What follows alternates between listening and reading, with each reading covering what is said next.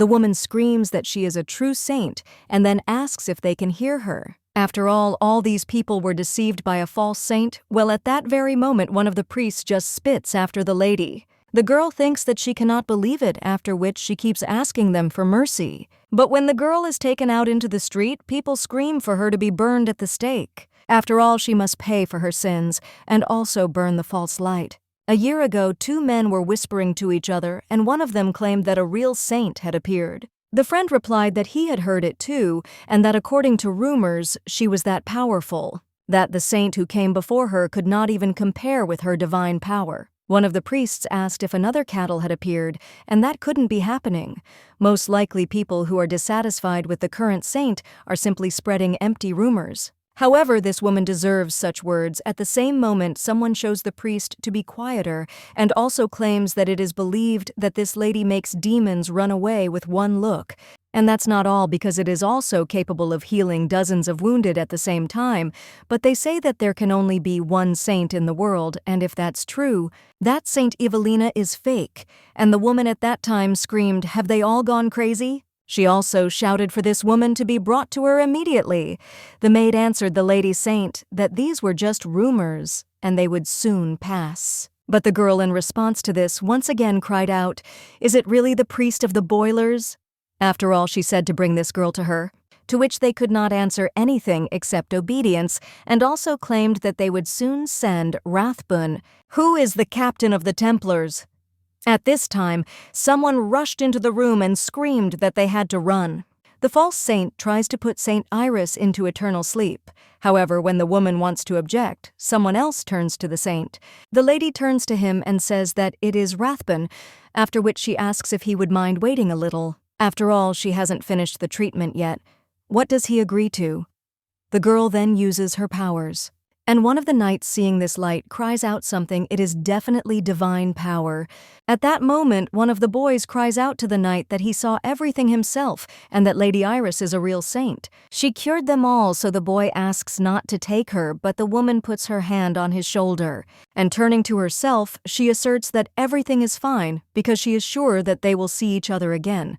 After which, the saint is taken away. A little while later, she appears before Ivelina. The powerful woman tells the girl to raise her head, and when she does so, she also turns to the Holy Lady. Then he gets hit in the face. At the same moment, the knights scream in shock at the Lady Saint. But the woman just kicks the drunk girl and asks how she dares to pretend to be a saint and deceive the public. And is she really ready to pay for deceiving the people? And did the girl really think that no one would find out that she was practicing evil witchcraft? After which the woman ordered that this lady's head be immediately cut off. The knight looks at all this with bewilderment, after which he turns to the Holy Lady and asks her to have mercy, because he believes that it is better to first study this issue. Ivelin immediately screams out what he wants to say, and the impostor is caught, so what else is needed? The man replies that if this is evil witchcraft, then it means that most likely more like her will appear.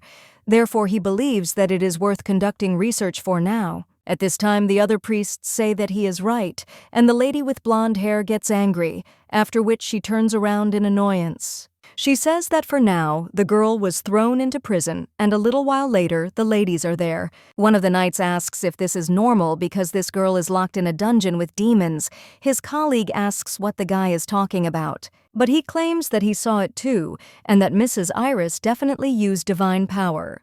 Well then, his colleague asked if anyone had ever seen Saint Ivelina use holy power. A little while later, the brunette notices several people gossiping about divine power. He approaches them and asks what happened, and also suggests that they stop talking nonsense.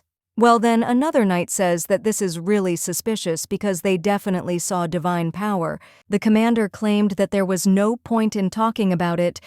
Ivelina. At this time, she runs to the basement as fast as she can and opens it. I say that she doesn't believe it. Well, if she gets rid of this girl, then she can definitely get her power back. But when the lady almost pierces her opponent, someone grabs her hand. It turns out to be the commander, and he screams, "What the hell is the lady doing?" The girl just tells him to leave her alone because this woman stole her divine power. So if she doesn't finish her off, she will lose her power.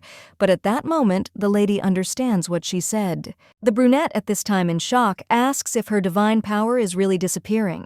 At this time, the other priests scream in shock. Has Saint Ivelina's divine power really disappeared? But the girl just runs out, pushing these priests aside, and after that, someone gives the order to catch her. At this time, the main character wonders if she has really left the temple since that moment. From now on, the 49th Saint Ivelina is no more, and their 49th saint is Lady Iris, and there is no more false saint. Rumor has it that the Templar captain defended Saint Iris as expected of him. Not only that Miss Iris is so kind that even the crown prince of the empire, Leyon, and the king, the leader who despises the Templars, are on her side. So now that they have finally caught the false saint who was on the run, there will be order in the whole world, and they must put the false saint into eternal sleep, and also burn the impostor. Ivelina, being in the middle of the flames, screamed that she was real. Now the main character reads the book and understands that the false saint who did evil left the novel with a flame as her final sentence, after which the lady lies down on the bed and realizes that she wants to sleep, but thinks that she was the only one who could not enjoy such a happy ending, because in 2 years she was to meet this future in Ivelina's body. The girl understands that before she began to live like the main character of the novel, the real her was in the hospital. The girl read messages from her mother which said that she was very sorry, but it looked like she would not be able to visit her this week. The woman also suggested that her daughter listen carefully to the doctor and follow the recommendations. The girl understood that everything was like this again, and wondered if she was really a burden to her parents. She also thought that she had been in the hospital for a long time and they were probably just busy preparing to pay the hospital bills. The girl immediately wrote that everything was fine and told mom and dad to hold on because she could handle it. The lady decided to write to one of her friends, but he replied that he still had a lot of exams and also asked if she was still in the hospital. The main character understood that now is the exam season and then wrote that as soon as he passes the exams, let him drop. By somehow her friend replied that he definitely would and let him know when she is written up. The lady should recover quickly, so let her fight. When the lady showed me her phone, I felt terrible. I almost cried. The girl understood that she actually got sick, not because she wanted it, but because she was depressed, because she was sad and lonely. It was as if the whole world was slowly forgetting about her. People went to the doctor and claimed that no one even came to visit her, after which they wondered what she should do. The woman asked why she didn't read books, and after that the girl quickly became hooked on the novel that the doctor had lent her. Even if she is in the hospital and there is no one around her in the novel, the magical stories were open to her. A little while later, the girl seemed to have dozed off again, and when the lady looked at the nightstand near the bed, she realized that she had not seen this book before. The lady also wondered if the doctor had brought it, but there was only the second volume without the first. After which the girl thought, what difference did it make, because she would still try to read it. As the name suggests, Iris is the story of a girl named Iris. The second tone begins with the lady learning about the power she possesses, and it is divine power. At the same time, Saint Ivelina's divine power disappears from the great temple with her disappearance. Ivelina felt uneasy, and the evil deeds came to naught, and the lady attracted indecent men, and also banished well-meaning priests. Meanwhile, Iris used her power to help people. She became close to the 3 main characters, and the main character thinks that she is wondering who the main character really is. And so Volume 2 ended with the fake saint being burned at the stake. Now the girl thinks that even without reading Volume 3, it is clear that most likely we will talk about Iris and the 3 heroes meeting seriously. The girl puts the book on the shelf and realizes that she really wants to sleep, but at the same moment she feels a sharp pain. The lady realizes that she can't breathe, and the doctors scream that they need epinephrine. After which they say that the patient needs to be taken to the intensive care unit as soon as possible. The main character's last glance falls on the book, and she realizes that her consciousness is clouding. A little while later, she opens her eyes but sees priests in front of her who say that Saint Ivelina has woken up. They also thank the Almighty Lord, and after a week, the saint finally came to her senses. One of them cries out for them to quickly go and bring everything to the other priests. Actually, that's how it all happened. But the main character, being in her room, thinks that she doesn't understand at all. How could this happen? And if it concentrates, then the memories of this body come to her naturally. This is exactly the same Ivelina she read about in the novel, and the girl approaches the mirror. After which he keeps thinking how beautiful this heroine is. The lady has slender arms and legs, bright blue eyes and peachy lips that go with soft golden hair, and there is not a single feature that does not evoke sympathy. This is a healthy, beautiful body that her past self could only dream of, and with such a body, Ivelina probably did not do the best things. The lady moves her robe a little and realizes that the memories are too clear, which makes her completely embarrassed. The main character understands that this girl did not have a permanent partner, and she did whatever she wanted with any man, no matter how many there were. In exchange for one night, be it jewelry, gold coins, or even her position, the girl gave them whatever they wanted. However, she, who read the book, knows that after that, when the real saint finally appeared, there was not a single person who would remain on Ivelina's side. Well, the girl thinks that again, she had a rather violent character, and in the end, she was burned at the stake. The main character was sick for a long time, so she helplessly plunged into an eternal sleep in loneliness and depression. But this lady, on the contrary, was a healthy and beautiful saint. The lady had everything, so the main character does not understand why she behaved this way. Being burned at the stake sounds pathetic, so the lady knows she can't just sit back and wait for such a future.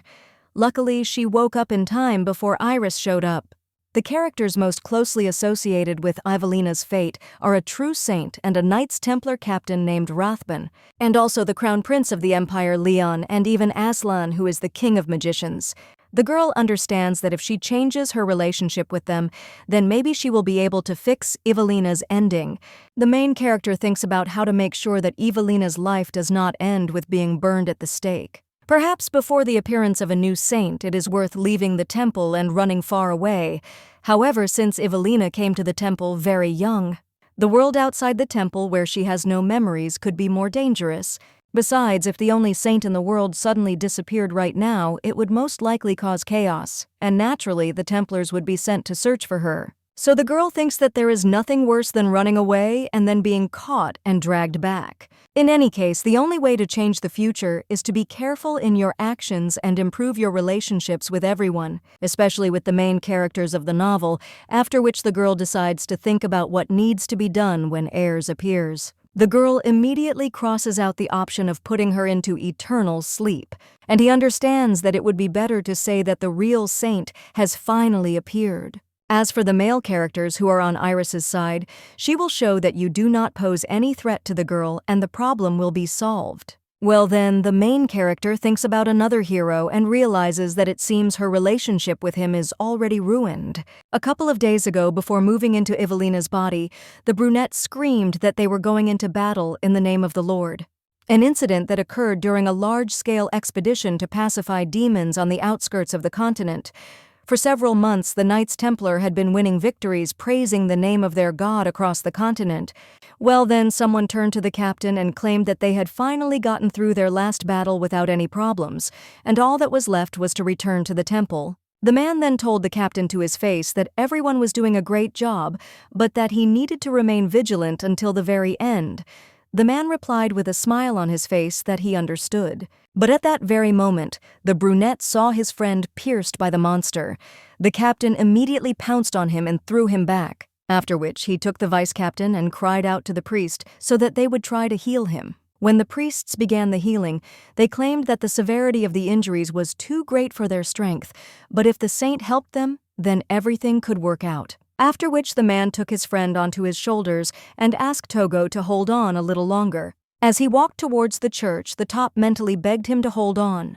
The moment he ran into the church, he cried out asking to call the saint as soon as possible. One of the priests immediately agreed, but a little while later they were still in the corridor, and the vice-captain claimed that he could not do it anymore. The brunette asked him to hold on a little longer because she was a saint and would soon heal him. Well, when the priests silently exchanged glances, the man asked why she didn't come out. At this time, another priest came out and asked Captain Wrathben if anything had happened between him and Her Holiness. Before he left for the expedition, the man remembers how the lady claimed that the captain would not join this expedition. The man asked what she was talking about. But the main character interrupted him and claimed that if he was not there, then other lower knights would have to serve her. The brunette told the holy lady that he couldn't do that, and she knew that the goal of this expedition was the largest monsters. At that moment, the lady spilled wine on him. She did not cry out that this was unheard of impudence, and that he whose duty it was to serve the holy lady dared to refuse her right now. The man then asked for forgiveness, but the lady only smiled and said yes. That, of course, Captain Wrathben should take part in the expedition. The man then said that he was very grateful to the saint, but the lady also claimed that then, one day, she would make him regret it for the rest of his life. The man wonders if those words are holy because of what happened that day. A saint is a person who has been given the ability to serve God and use it for the benefit of the whole world. But right now she refuses to heal the knight who is falling into eternal sleep after being attacked by a demon, just because he turned her down that day. The man clenches his fists and asks if she said what she wanted from him. One priest claimed that she told him to get on his knees and crawl to her bed. And at that very moment the brunette asked to open the door for him. A little while later he was already crawling on his knees towards her. The lady looked down at him and smirked, then said that everything was as expected from the Templar captain. He stooped to such baseness for the sake of a simple subordinate. The man then begged the lady to cure the vice-captain, and the girl with a smile on her face insisted that of course she should help him, because how could she ignore his sincerity when he crawled to her like a dog? After this, although the vice-captain's life was saved, he could no longer hold a sword, and eventually he left the Templars and returned to his hometown. The main character understands that she will definitely not make peace with this man. In the house, Wrathben is a textbook example of a Templar who does not strive for anything except noble honor, and to insult him like that is too much, so the lady thinks whether she can at all correct such an act. At the same moment, the lady hears someone knocking on the room and turns to her, after which she claims that the priest Carus is asking her for an audience and is also interested in what she will order to do. The main character understands that he was a senior priest, but other than that, she remembers little about him. The lady wonders if it's because of Jeff Yebstooge JYTV remembers, or because she didn't want to remember him. If she is going to live like Ivelina, she cannot continue to avoid him, and the girl says that is fine, and also asks him to come in. According to Evelyn's recollections, I was friendly towards Carus, and this meeting alone with him, if it were the real Ivelina, how would she act? At that very moment, the door to the room opens and a priest enters. He immediately gets down on one knee and claims that he is the servant of God. Carus, I greet the saint. The girl understands that the main character of the novel would most likely act as arrogantly as possible, and now she is wondering what the matter is. After all, she seems to have made it clear that she wants to relax alone. The lady understands that she must act indifferently as if it were tiring her. The man at this time claims that he knows that he is causing inconvenience to the lady because she has been ill for a long time, but he wants to hear a definite answer from the holy responsibility for the prayer meeting. At first, the main character doesn't understand what he's talking about, but then she remembers that this is the largest event of the Great Temple, which takes place once a year. Only on this day will the common people be able to see the saint in person. But in the novel, Ivelina was not even present at this celebration. One of the priests told the saint that everything was about to start, and the other asked her to go. But the girl screamed that she would not go anywhere because she said that she felt bad, so let them go away. Now one of them turns to the saint, and the lady thinks what to answer her, after which everyone agrees. She also says that she doesn't really remember what he asked her for. The man then turns to the saint again, and a little angry, after which everyone whispers why she doesn't put him at the prayer meeting instead of the fallen high priestess Daylon. The main character understands that the high priestess does not get out of bed due to her advanced age, but it seems that now the high priests are fighting for her place. However, the lady still feels that this man should never be allowed to take her place. Therefore, the girl says that she is not yet completely sure, so he can already go, which surprises the priest. And then he screams out that the saint promised him, and does she really intend to do this because she was not satisfied with the men he hired? But he selected the men with the best faces and bodies and sent them to her. He knows that the ladies have had enough fun with them, but if 2 is not enough for her, he can send her as many as she wants. The girl remembers those men and understands that the lady received them through Carus, and such a man is a priest. The girl says that she does not need any men, so let him not bring them to her anymore. The man immediately cries out to the saint that he will do everything to make her happy, but the girl tells him to leave right now. When he leaves, the main character sighs and understands that she will think about it later, because first of all, the most urgent thing is the prayer meeting. Ivelina refused to help with the preparations for the prayer meeting, so it's probably a complete mess now. Besides, she was unconscious for a whole week, and everyone must have been happy that she only woke up because of the prayer meeting. Well, if it had been the original Ivelina, everything would have failed. It was this prayer meeting that became the main reason why the girl's reputation fell to the very bottom, and now several priests come to the lady and also ask whether she called them. The girl replies that from now on she will actively participate in the preparation for the prayer meeting, so she suggests getting down to work. Ivelina understands that she will definitely act in a way that is safe for herself. A little while later, the lady is already surrounded by documents, but she thinks how many there are.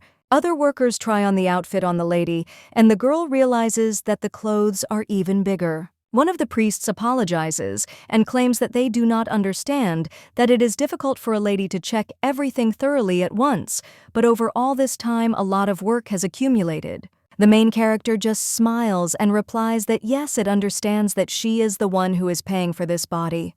At the same moment, someone else turns to the saint and claims that if she is not against it, then the plan for the prayer meeting. He wonders if she could check it just once, and the girl realizes that they are shaking so much, after which, with a smile on his face, he agrees and also offers to lead her. A little while later, the main character heads down the corridor. One of the priests claims that first of all she will have to go out to the central square, and the girl understands that now, having gone out into the street, she is more realistic and realizes her status as a saint. The man tells the lady to first stand on the balcony, and when the girl does so, then beautiful views open up before her, and the lady thinks that it is so spacious and beautiful there. Just think that this place will be filled with people who have come to see the saint. But at that same moment, the lady sees someone below, and when she looks closer, she realizes that this person looks somehow familiar. At this point, the brunette just turns around and leaves, and the girl wonders what he's doing. One of the priests immediately cries out to the saint that this was in no way intentional, and that it was all because the distance was very large. And the commander probably just didn't see her. Ivelina is shocked and wonders if this is Wrathben. The girl thinks that it means that that person was the commander of the knights, and he is completely different from what she saw in the memories and read in the novel. It must be because she feels guilty in front of him, but her heart is beating so hard, and the lady understands that it is probably because of fear. One of the priests cries out that it is impossible that he did not see the saint, and what kind of rudeness is this? But the other says that he should be careful with his words because the commander is a devoted man. Ivelina understands that anyone who saw it would understand that it was intentional. And the lady thinks that if he really grabs a knife and jumps in there, then what will she say to him in that case? The girl thinks, why the hell did Ivelina do that at all? This is felt even more strongly when you personally encounter his angry gaze, and if she does go, she will definitely be burned at the stake. Therefore, the lady understands that first, she must successfully conduct the prayer meeting. Unless, of course, he wants to fall into eternal sleep. A little while later, the lady goes to bed thinking how hard it all is. The girl understands that she has done so many things, and when she calms down a little, she thinks how much time has passed since then. How could she walk so freely on her own 2 feet, and with her original motive, she wouldn't have had the opportunity to feel so tired.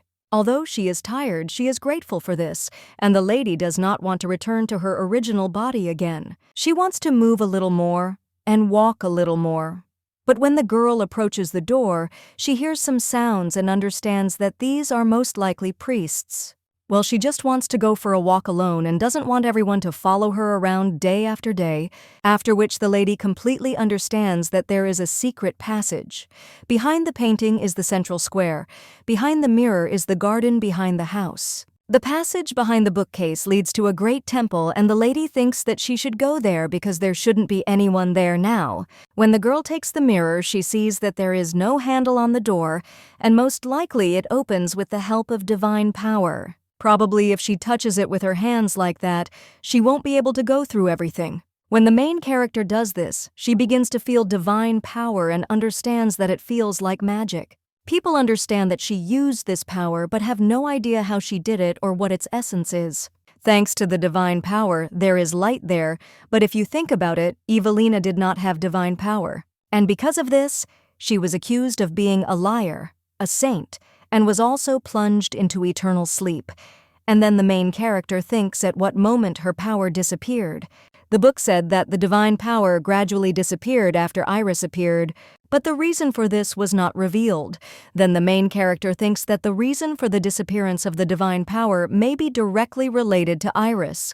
At this time, the lady also sees the same door as before and understands that she has arrived. When she opens it, she finds herself in a garden and admires such views. The lady understands that there is a light breeze blowing there, which brings the refreshing scent of trees. In the garden, there are 2 shining moons and unusual fruits with flowers.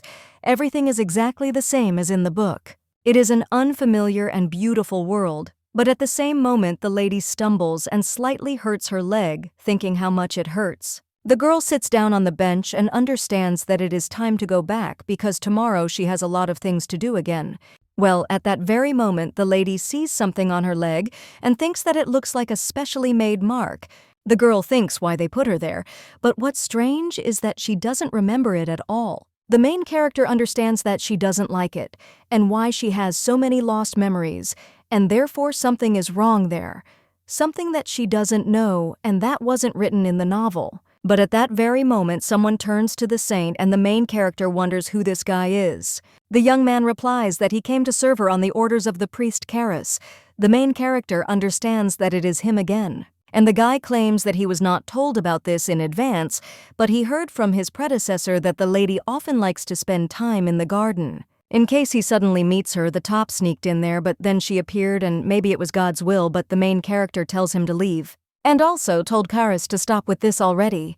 The guy immediately screams to the saint and claims that it is impossible. He put so much effort into getting there. The main character almost swears, and the guy at the same time claims that he has already heard about the story that the lady often changes her mind, but let her give him at least one chance. He will definitely satisfy her, so he asks to give him a gift from the saint as well. Ivelina screams for him to leave. Well, in response to this, the young man smiles and also says that that's how it is, and then the lady will like what he does. Let the saint resist more because he will never stop, but the main character understands that she does not want to. At this time, the guy says that apparently the lady really does like it rougher, and the girl understands that he is too strong. Ivelina immediately screams that she really doesn't want to and tells him to go away. At that moment, someone grabs the guy by his clothes and throws him away. Ivelina looks at her savior with tears in her eyes. And she understands that it is Wrathben. The girl understands that a feeling of fear has settled inside her. After all, it can't be compared to what she felt when they met eyes back then. The brunette has strong shoulders, hard muscles, and large forearms, as well as huge hands. It seems that he can cut off her head with one blow, but the captain only turns away at this time. And the main character pays attention to her clothes, and also thinks whether he has already seen everything. At this time, the brunette says that it would be better if she didn't show it, and the main character thinks what this means, and whether he is telling her not to show herself like this in front of other people. But then she realizes that he most likely means that she should not show herself in front of his eyes. The girl wonders if this matters, since he already despises her. What she is sure of is that the captain will never forgive Ivelina, but nevertheless, now the lady gets up and thanks him for his help. The brunette says that he is glad that the lady did not say that he interfered with her, but he thinks that everything would have been much easier if she had punished him with her divine power. After which the brunette asks him to forgive her and grabs the man who was pestering the saint and carries him away. The girl looking after him understands that in the future, this man will plunge her into eternal sleep with the same hands with which he now saved her. A short time later, one of the knights greets the captain, and the other notices him throwing the unconscious man. The knight wonders if this is a stranger, but still does not understand how he ended up in the temple. Another guy claims that everything is clear because you just have to look at his pretty face. Another knight then says that it means he is going to the saint. At this time, the commander suggests tying him up, and in the morning when he comes to his senses, throwing him out of there. The guy wonders if they should just kick him out, and if they won't interrogate him, the commander asks for what purpose. And the guy at that very moment screams that if they draw up a report, they will be able to publicly announce it. And people should also know the truth about the atrocities of this woman. But the brunette immediately tells Sidel to watch his words. After all, when he joined the detachment of the Knights of the Temple, he took an oath of allegiance. The knight only gets angry about this, after which he turns around and claims that he understood the commander. His colleague doesn't even know what to say and turns to the captain, but he just tells the guy to take care of him. A little while later, the commander of the Knights heads down the corridor and then enters his office. The man sighs and thinks what was going on, because recently in the garden the lady had such an expression on her face. So he wonders if the person who said these words and the person with such an expression on his face is really Saint Ivelina, whom he knew, after which the guy sighs and realizes that it looks like new documents have arrived for approval. One of them says that this is a decree on security at a prayer meeting and that it is necessary to choose someone responsible for the protection of Saint Ivelina. The brunette is thinking about the saint, and the main character at this time is near a pile of papers. And he asks if it's true that all of this needs to be memorized. The priests answer that it's all correct, and the girl hopelessly answers that it's okay. A little while later, the girl reads that God looks down on the world from heaven and that soon all people will be filled with suffering. Ivelina realizes that she has already learned everything. Apparently, Ivelina was not so lazy. The girl begins to have childhood memories. There she sat with a book, after which she turned to someone and claimed that she remembered everything they had learned today. The lady also asked if God would be happy about this. Now the main character understands that at that time the girl was so diligent. At this time someone else turns to the saint and claims that it is the priest Carus. He caused a disturbance and definitely wants to meet her, after which the man asks whether he should call the knights. The main character remembers this priest and also tells the guy to let him in and let everyone else go out. The lady understands that she can't avoid him all the time, and it's time to finally put an end to it. At this time, the man bursts into the room and cries out to the saint, asking how she could do this to him and how she appointed another person responsible for the prayer meeting, and not him. The girl answers that there is and understands that she has chosen the right person, who is another priest. Everyone hated him because he constantly gave advice to Ivelina.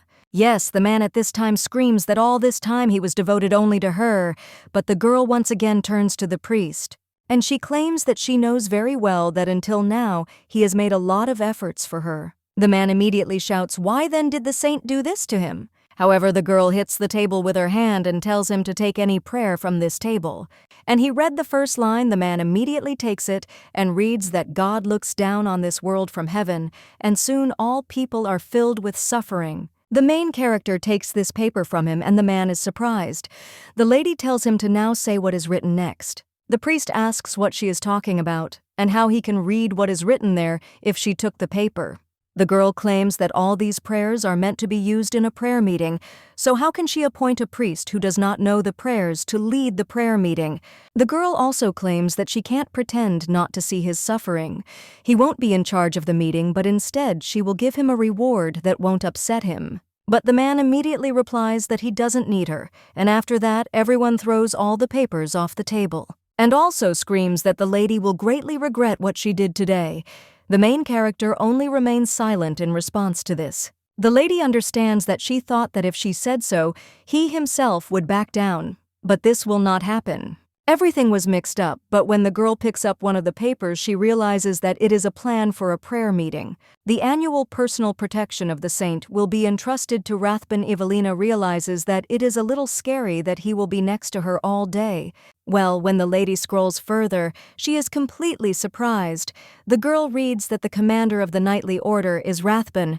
Excluded from the security at the prayer meeting, the deputy commander is responsible for the personal safety of the saint. The main character understands what is going on and thinks that she was so scared. It's natural why he doesn't want to be around Ivelina in the novel when the girl was a Saint Wrathben. He did his duty until the very end, but now he hates the girl to such an extent. And the main character thinks that no matter how hard she tries, it is impossible to change the outcome.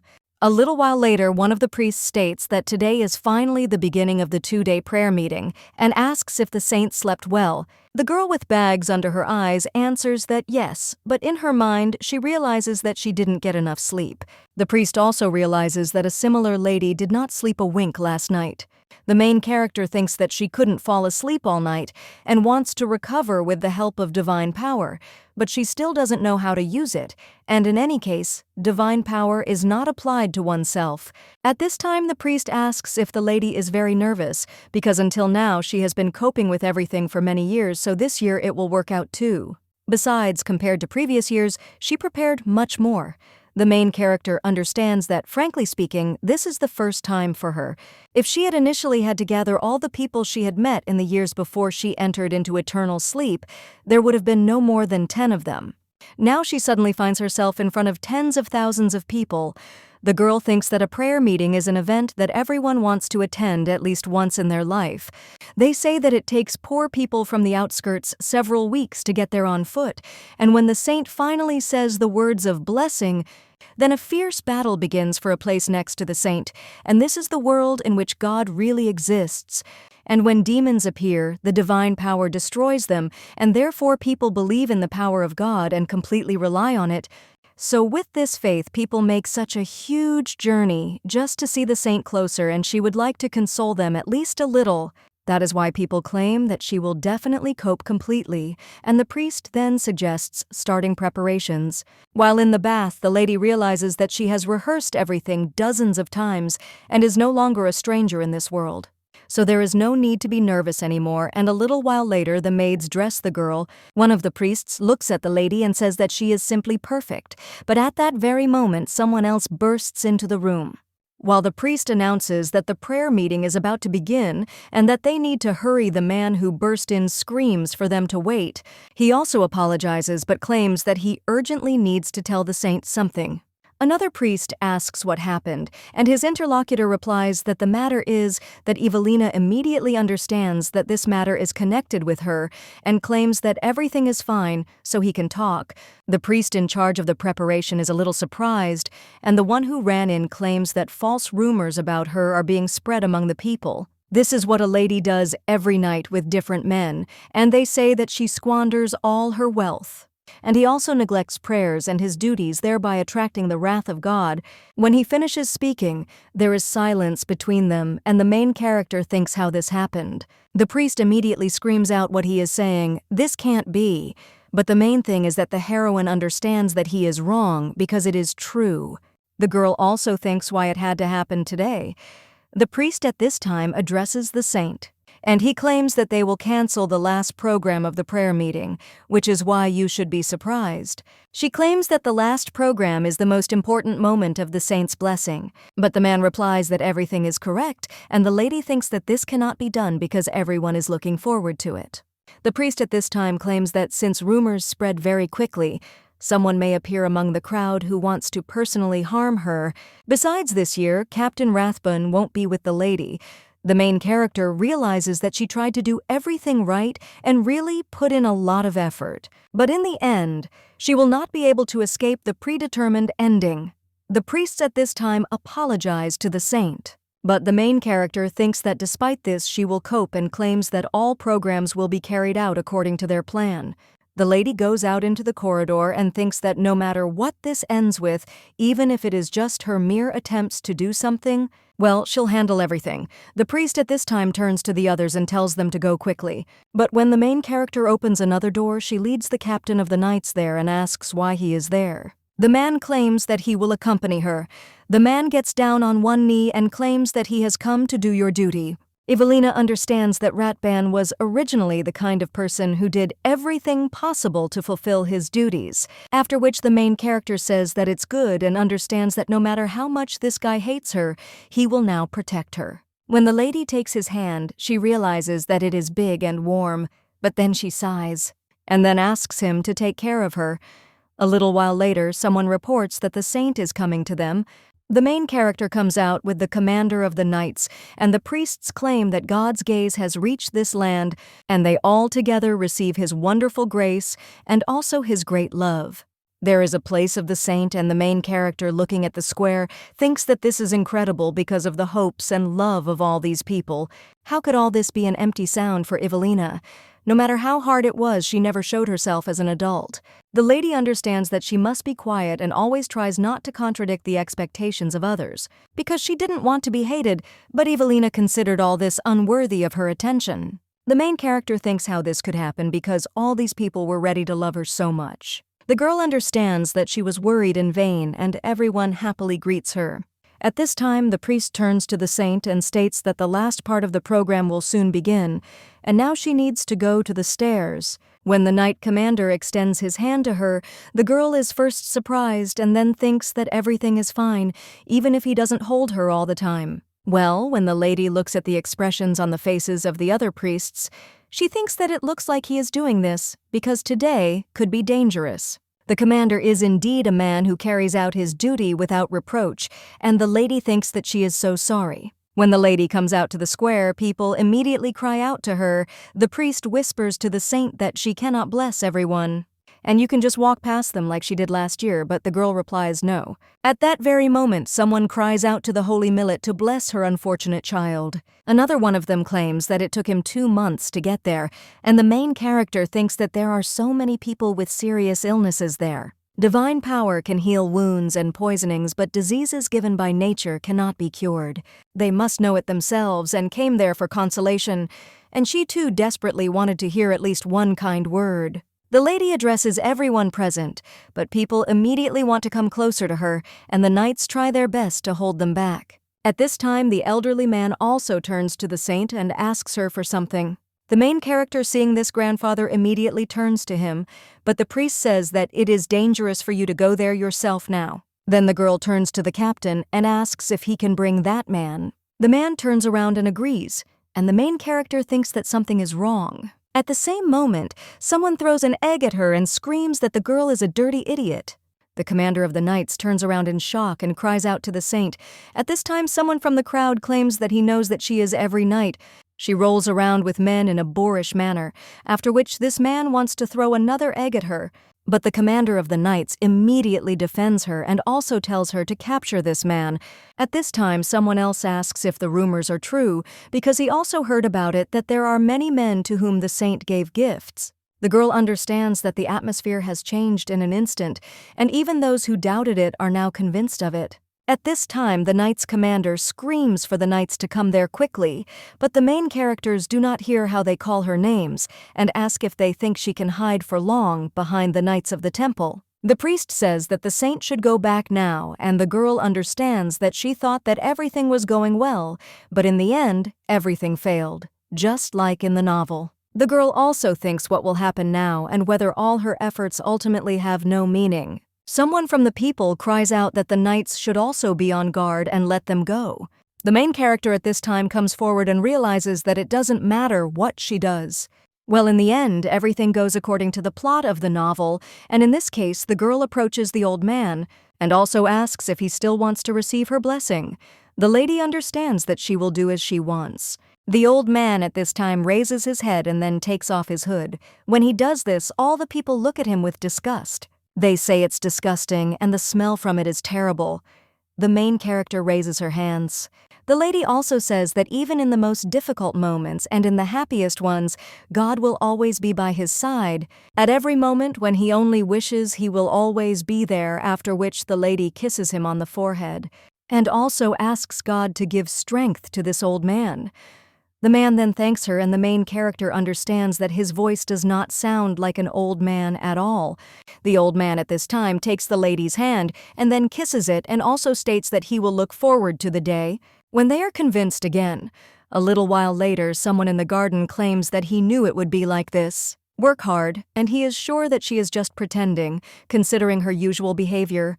Another man claims that soon these rumors will spread across the continent, and also cries out whether there was such a disgrace in the history of the great temple, because the saint is openly called the girl of easy virtue of the great temple.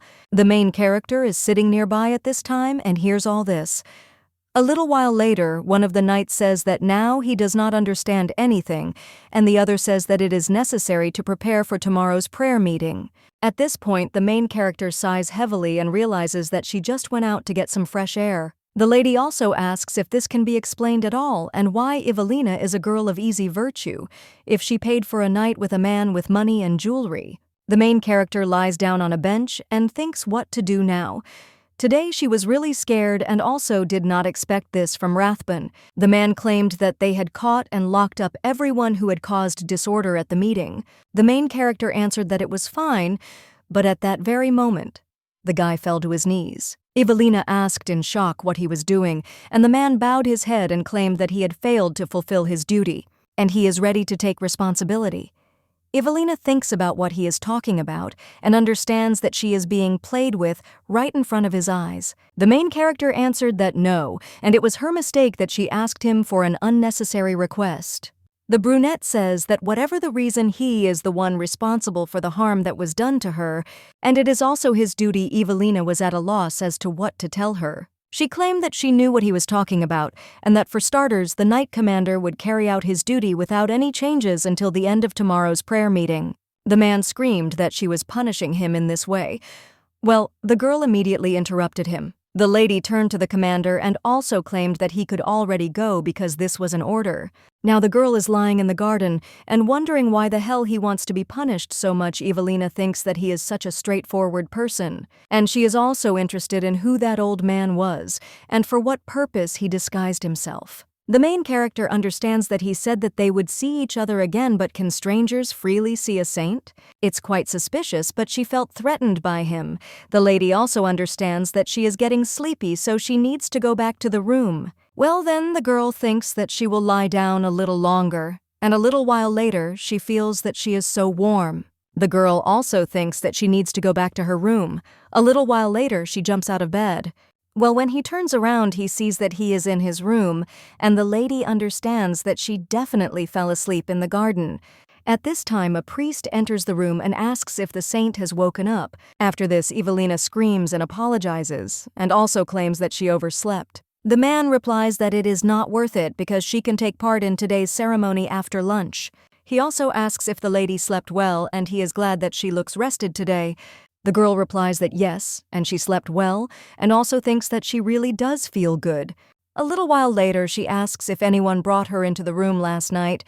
"You are not yet at this time in shock," screams, "Did the lady really go out last night?" And the girl answers that no, and she also thinks that she just had a dream. That is, he immediately says with a smile on his face that it was just a dream, and the main character understands that he just had a look like, has she really started her adventures with men again? Ivelina understands that if no one knows that she went out, then most likely she returned through a secret passage, but she is so tired that she cannot even remember how she got back to the room. The man at this time turns to the saint and asks if she should first check the offering before the ceremony, and immediately after the ceremony, she will have an audience with representatives of each country. The girl answers that it is good and thinks that it is divine power. This is the power to fight monsters. The closer a country is to the great temple, the safer it is from the monster, and in the most distant countries, the temple sends knights and high priests to protect people. Therefore, each country has a tradition of sending a thank you offering to the great temple. During the celebration of the prayer meeting, the main character thinks that she just needs to check the slander and then express her gratitude in return. At this time, the priest shows the lady where to go, and when the main character looks at all these gifts, she comes into shock. The girl understands that there are two types of offerings that each country sends. The first is grain products, wine fruits, medicinal herbs, and other necessities for the people gathered at the prayer meeting, and the second is dedicated only to the saint. So now, the main character looking at all this is surprised, and he understands that she knew that modest gifts are given to express gratitude. Well, what is all this, and is this place a temple or a jewelry store?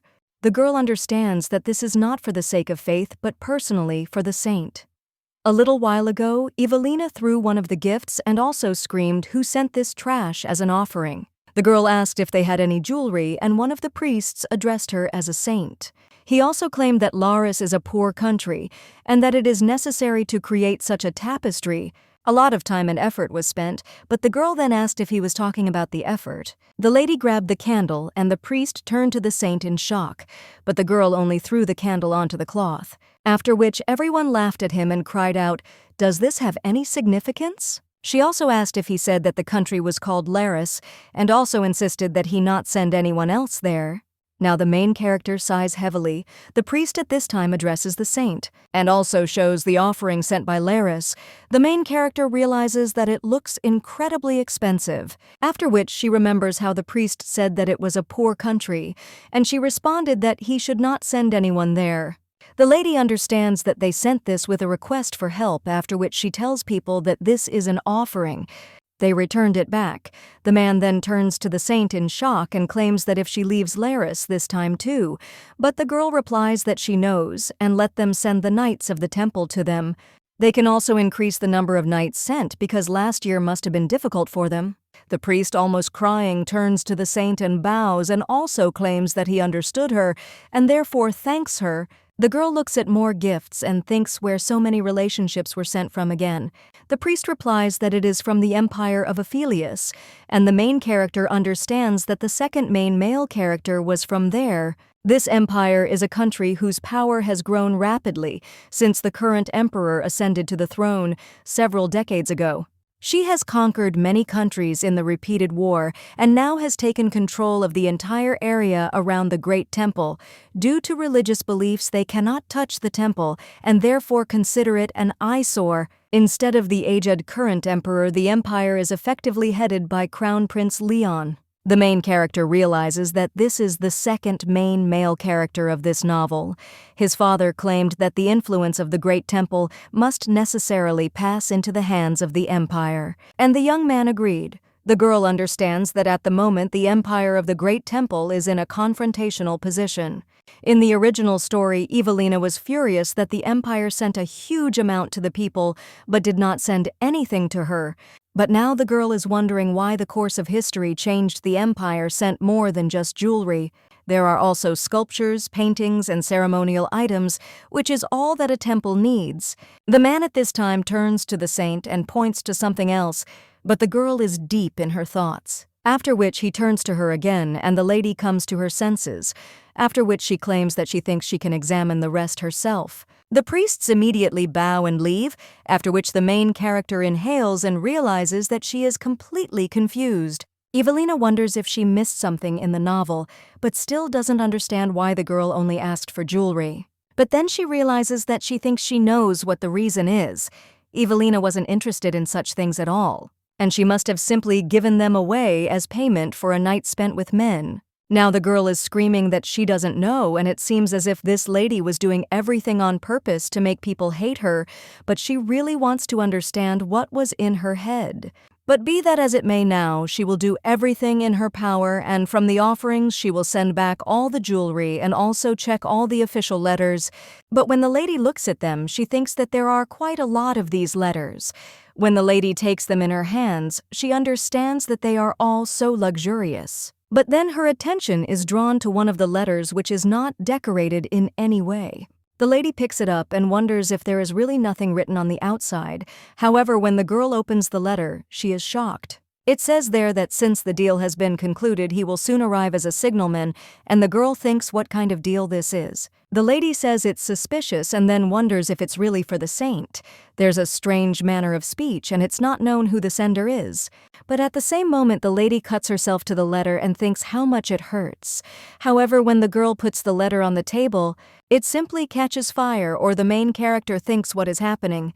Then the girl sees it all, that the letter disappears. Ivelina understands that there is not even a trace left of the fire and wonders if she imagined it. But then she looks at her finger and realizes that if she hadn't answered, she would have probably been left with a cut. In that case, it is most likely magic, and unlike divine power, magic is rejected in this world. This magic is so strong that it can tempt anyone, but it is this power that is the source of monsters. After which the main character thinks who could use such dark power to send a letter to the Great Temple. The girl wonders if this is the king of wizards from the northern part of the continent, who is also the third main male character named Aslan. The girl thinks how strange it all is. In the original story, he only started acting after he met Iris, but Ivelina doesn't understand why he started acting now and whether something went against the plot. A little while later, the priest again turns to the saint and asks questions. Were there any problems with the offerings, to which the girl replies that no, and that she left a note inside, so let him do everything as written.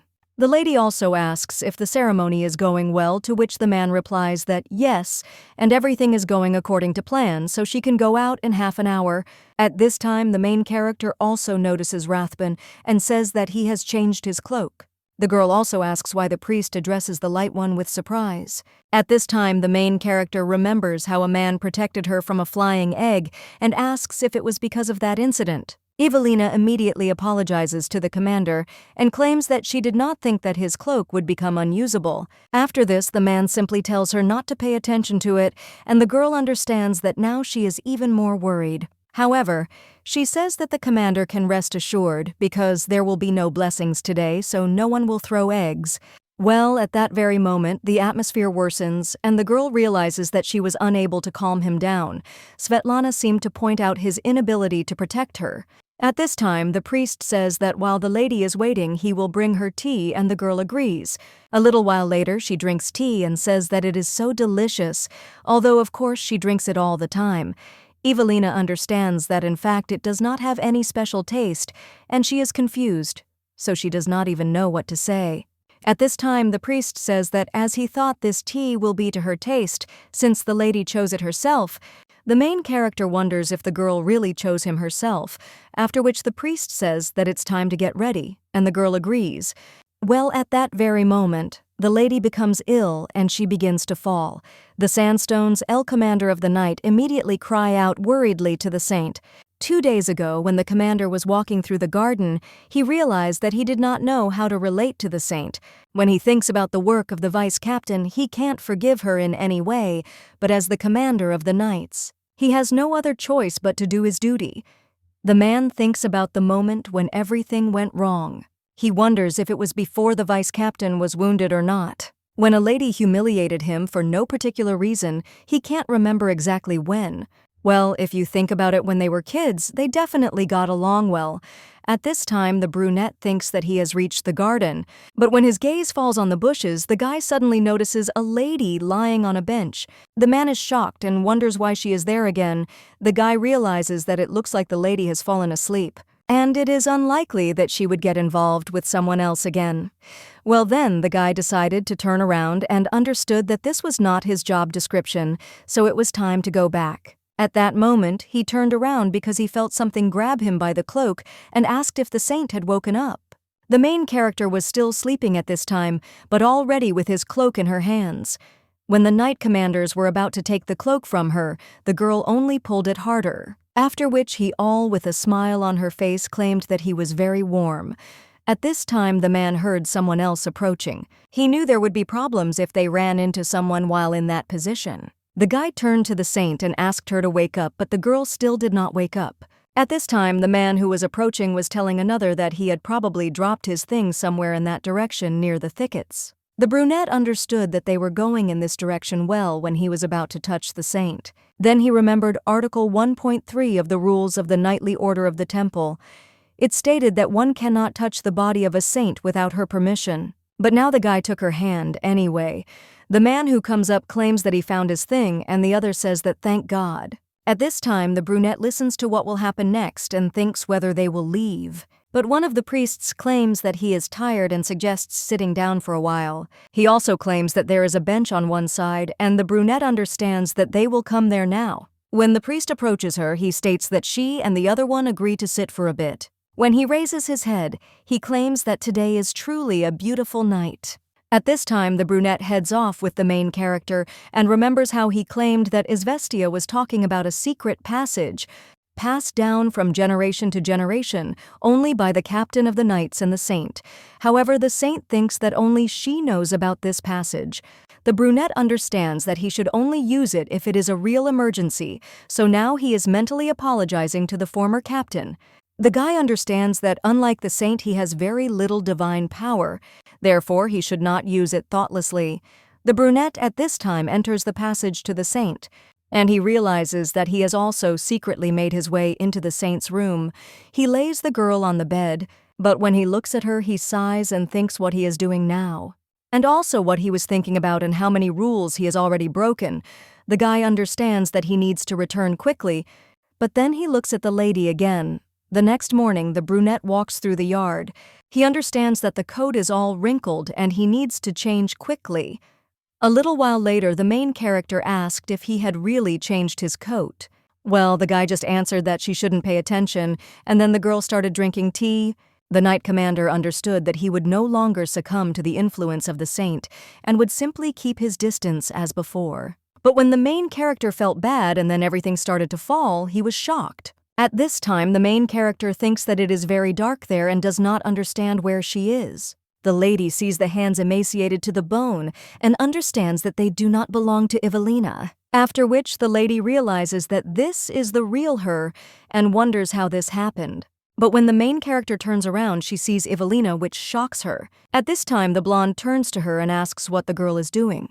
The main character immediately apologizes and claims that she is really sorry, and the lady may not believe her, but she does not intend to move into her body. Ivelina only sighs in response to this and grabs the lady by the face and claims that it was she who brought her there.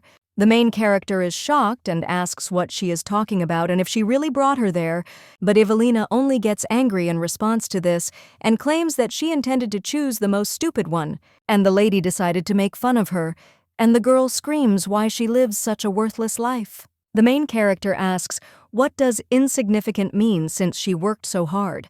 Her interlocutor cries out that this is precisely why and asks why she is doing this useless work. After all, she tells the lady to live carefree by adding a little more fun to her life. The main character understands that this is incredible nonsense and wonders if this girl is really telling her to lead a dissolute lifestyle and live the same life that she lived herself. The main character immediately wonders why the lady says that. And is she really doing this on purpose? After all, everyone will hate her then. The blonde at this time asks what happened to Togo, and he claims that it doesn't matter whether the lady likes something or not. This body is not the only one that is sacred, and no one will dare to stand in her way.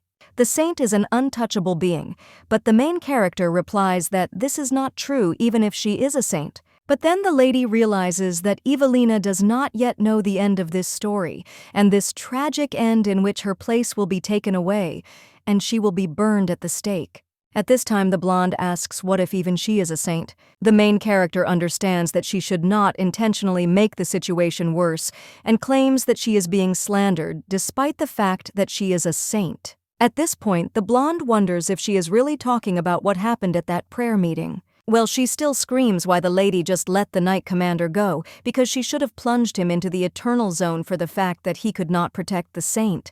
The brunette wonders why the lady hates him so much and what he did wrong. Ivelina grabs the girl by the clothes and says that this is true, because he did nothing and is not guilty of anything. After which she completely lets go of the main character and claims that she made a mistake, and it would be better for her to find another soul, instead one who is free and true to her desires. The main character understands that this girl is definitely determined, and the body that she received for no reason she can suddenly lose at any moment.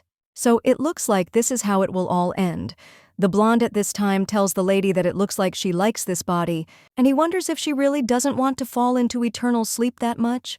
The blonde then asks what the lady thinks. After all, she could give her this body again, but in return, there is one condition.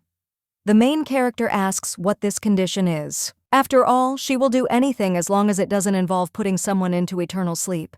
But her interlocutor, in response, only smiles and claims that because it is still impossible to do in this body, because a saint cannot take people's lives, whether it be another person or herself, but she cannot do it on her own. The main character wonders if this girl really tried to put someone into eternal sleep herself. At this time, the blonde says that besides it wasn't knitting at all, and since it turned out this way, the girl should do something funny. This is what she wants, and first let the lady spend the night with a man. Ivelina claims that she gives a period of 1 week. The main character in shock asks what she is talking about, and her interlocutor just laughs. And he claims that if the girl doesn't meet the deadline, she will immediately throw her out. Ivelina also says that the girl should remember that she is constantly watching her. At that moment, the main character comes to her senses and the priest immediately turns to her and also claims that the saint has come to her senses. Ivelina, in shock, asks what happened. One of the priests says that the saint still needs to remain in peace because she barely came to her senses after 3 days, so she needs to be more careful. The girl asks if it has really been 3 days, but the voice in her head says that there are only 4 days left, so she wishes her luck. The main character understands that this is Ivelina's voice, but she also thinks that this girl gave her a week, and does the time when she was unconscious also count? A little while later, the girl is already eating and realizes that when she eats in bed, she again feels like a patient after a long time. The main character also understands that she does not want to go back to that time and life that she enjoyed for the last few weeks. She really liked it because she could freely walk with her feet wherever she wanted. She was also grateful for the wonderful feeling of tiredness after a working day, and now she could lose all of that.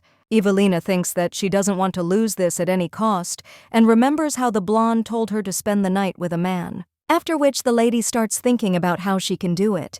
The knight commander at this time turns to the saint, and he claims that they still can't determine why the lady lost consciousness, after which everything changes. The man claims he doubted the tea she drank, but one of the priests claimed it was tea leaves the saint gave her personally, and she was just worried about her.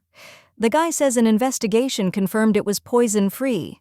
However, during the investigation they received additional information about the fact that one of them claimed that if you think about it, a few days ago, the priest Karis had caused a scandal, and maybe it was he who harbored a grudge against the saint.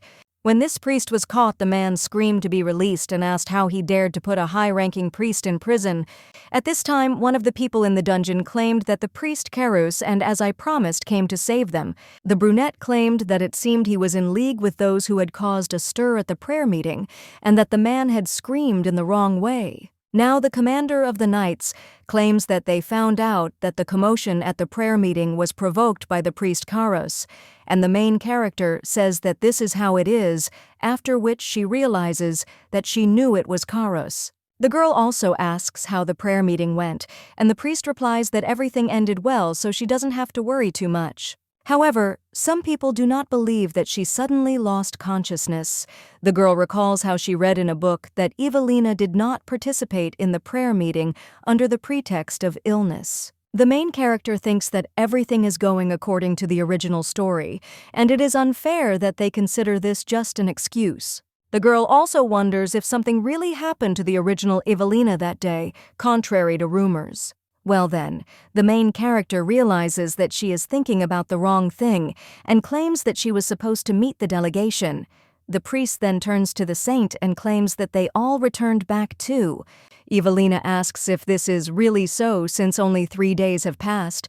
The girl also thinks that the delegation also decided that the saint found an excuse because she did not want to meet with them, and now she has no business at all.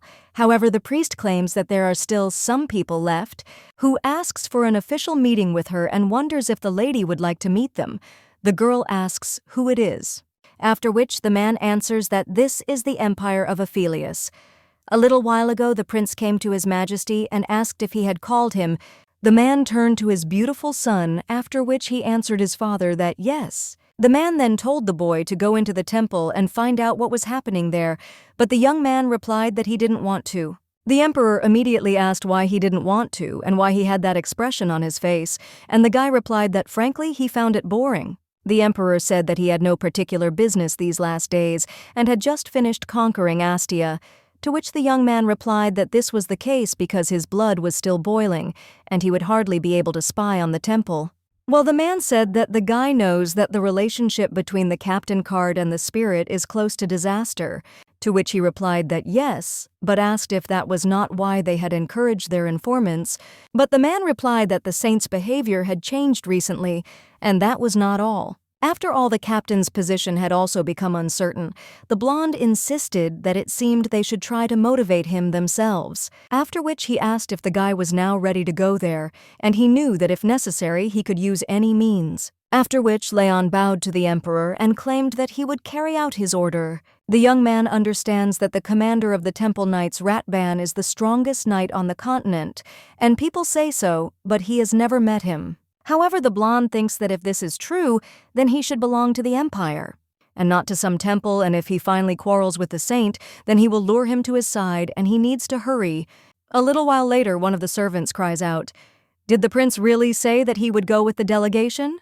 The guy replied that it was unofficial and that he should prepare fake IDs, but the servant asked what would happen to the ceremony if he went that way. Representatives of each country will come and start waving swords. The servant also cries out asking not to make a mess in his room, but the prince only says how nice it is to have a competent and organized adjutant. Then the servant claims that this time the prince must meet the saint, and that's great. And isn't it time to take a little break from the young imperial ladies? And they say that the saint is very beautiful. The prince replies that he is not the kind of person who likes to admire only the face. He also understands that, of course, he has no aversion to beautiful women, and he likes interesting women more, the more dangerous, the better. However, judging by the reports, this girl is just a hot-tempered and dissolute woman, so he is not interested in this. A little while later, the servant tells the master that he did say that he was not interested, and the man smearing makeup on himself claims that the situation has changed. A little while ago, the blonde screamed in shock.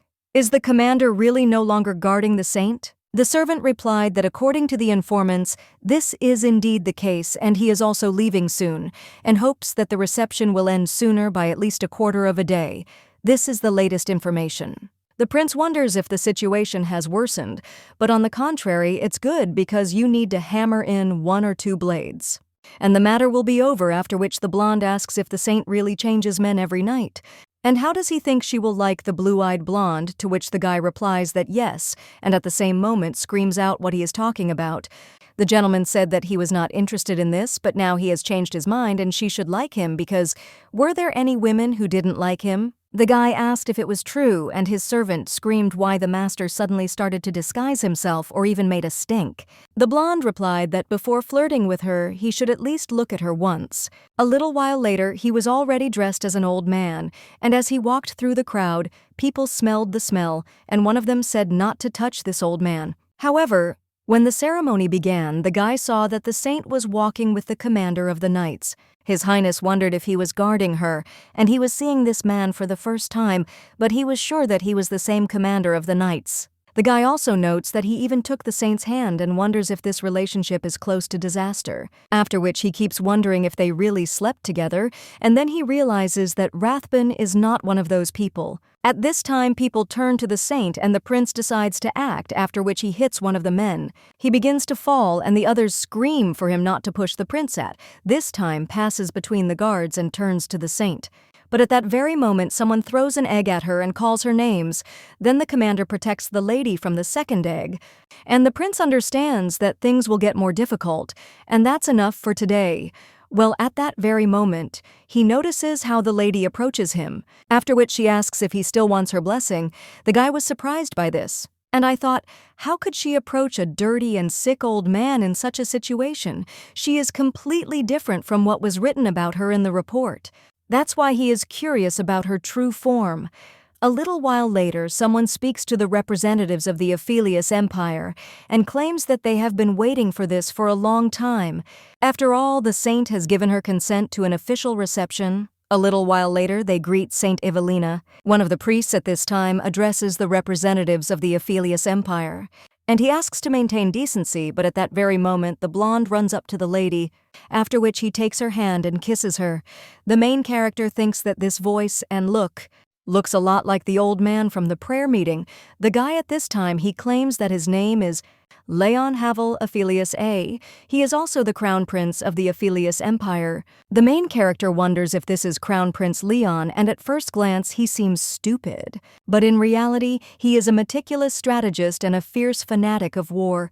The blonde at this time only sighs and asserts, what does he think that this time he really did the right thing by visiting the temple, and why didn't he come to visit her earlier? The main character at this time thinks that if she knew that the crown prince would be there, I wouldn't meet with him because the empire only maintains politeness on the outside, but in reality it is targeting the temple. The priests also look worried, and Lady Swallows then claims that she is worried, that she behaved disdainfully towards him because she is always glad that she finally met the long-awaited dear man.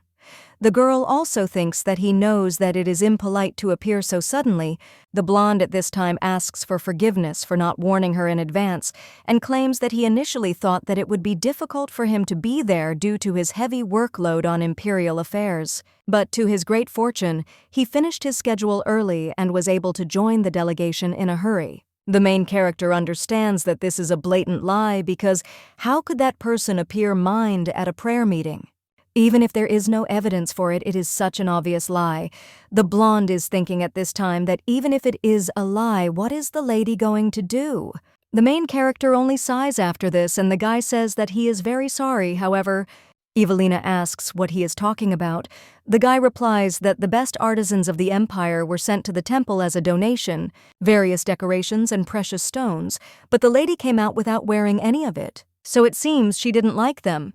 The priest at this point screams, "What impudence is this?" The girl understands that he is being openly sarcastic, after which she clutches her dress. And he thinks that maybe he is deliberately provoking her. If it were the real Ivelina, she would have already thrown something at the prince and screamed that she didn't care because it was a war. But now the lady understands that this will not happen and claims that even if it does, she plans to give it to him after the meeting, but since jewelry and precious stones are not the kind of relationship the temple can accept, she gives it all back to him, and the lady waves her hand after that.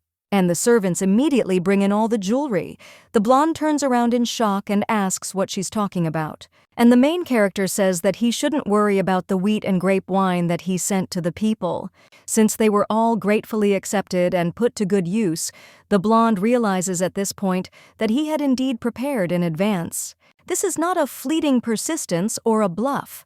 The main character at this point rises from her seat and claims that it looks like their conversation has come to an end. The guy then goes into shock and tells the saint that he hasn't finished yet, but at that very moment, the knight closes it and tells the saint that it is time to prepare for the next meeting. The main character agrees and then says that as the crown prince, Leyon can notice. She's running out of time, so she digresses here. She also wishes him peace on his way back to the empire and says goodbye. The guy looking at the lady understands that she is a beautiful and interesting woman. And then, with a smile on his face, the saint says no, and that he intends to stay in the temple. The main character screams in shock, asking the prince what he is talking about, and his servant reacts in the same way. The blonde replies that during the time he worked for the empire, he committed many sins and there is no repentance or worship. These are not the most necessary things for a person like him. Therefore, he wants to stay in the temple for a while longer, and also wants to be imbued with the grace-filled saint to such an extent so that all his sins would be washed away. Ivelina wonders what this means. The guy at this time once again turns to the saint. He also claims that next time he would be grateful if only the lady had given him a little more time. A little while later, the main character is walking along the corridor with the knight commander. The lady sighs, after which Wrathben addresses her. The main character heard this. She turns to him and thanks him for his help and also realizes that, in fact, she no longer has anything on her schedule. The lady also thinks that she knew that he was bothered by the lies he told because that is not typical of Wrathben. It must be how he fulfills his duty as the commander of the knights, and it would be bad if the meeting between the saint and the crown prince of the empire dragged on.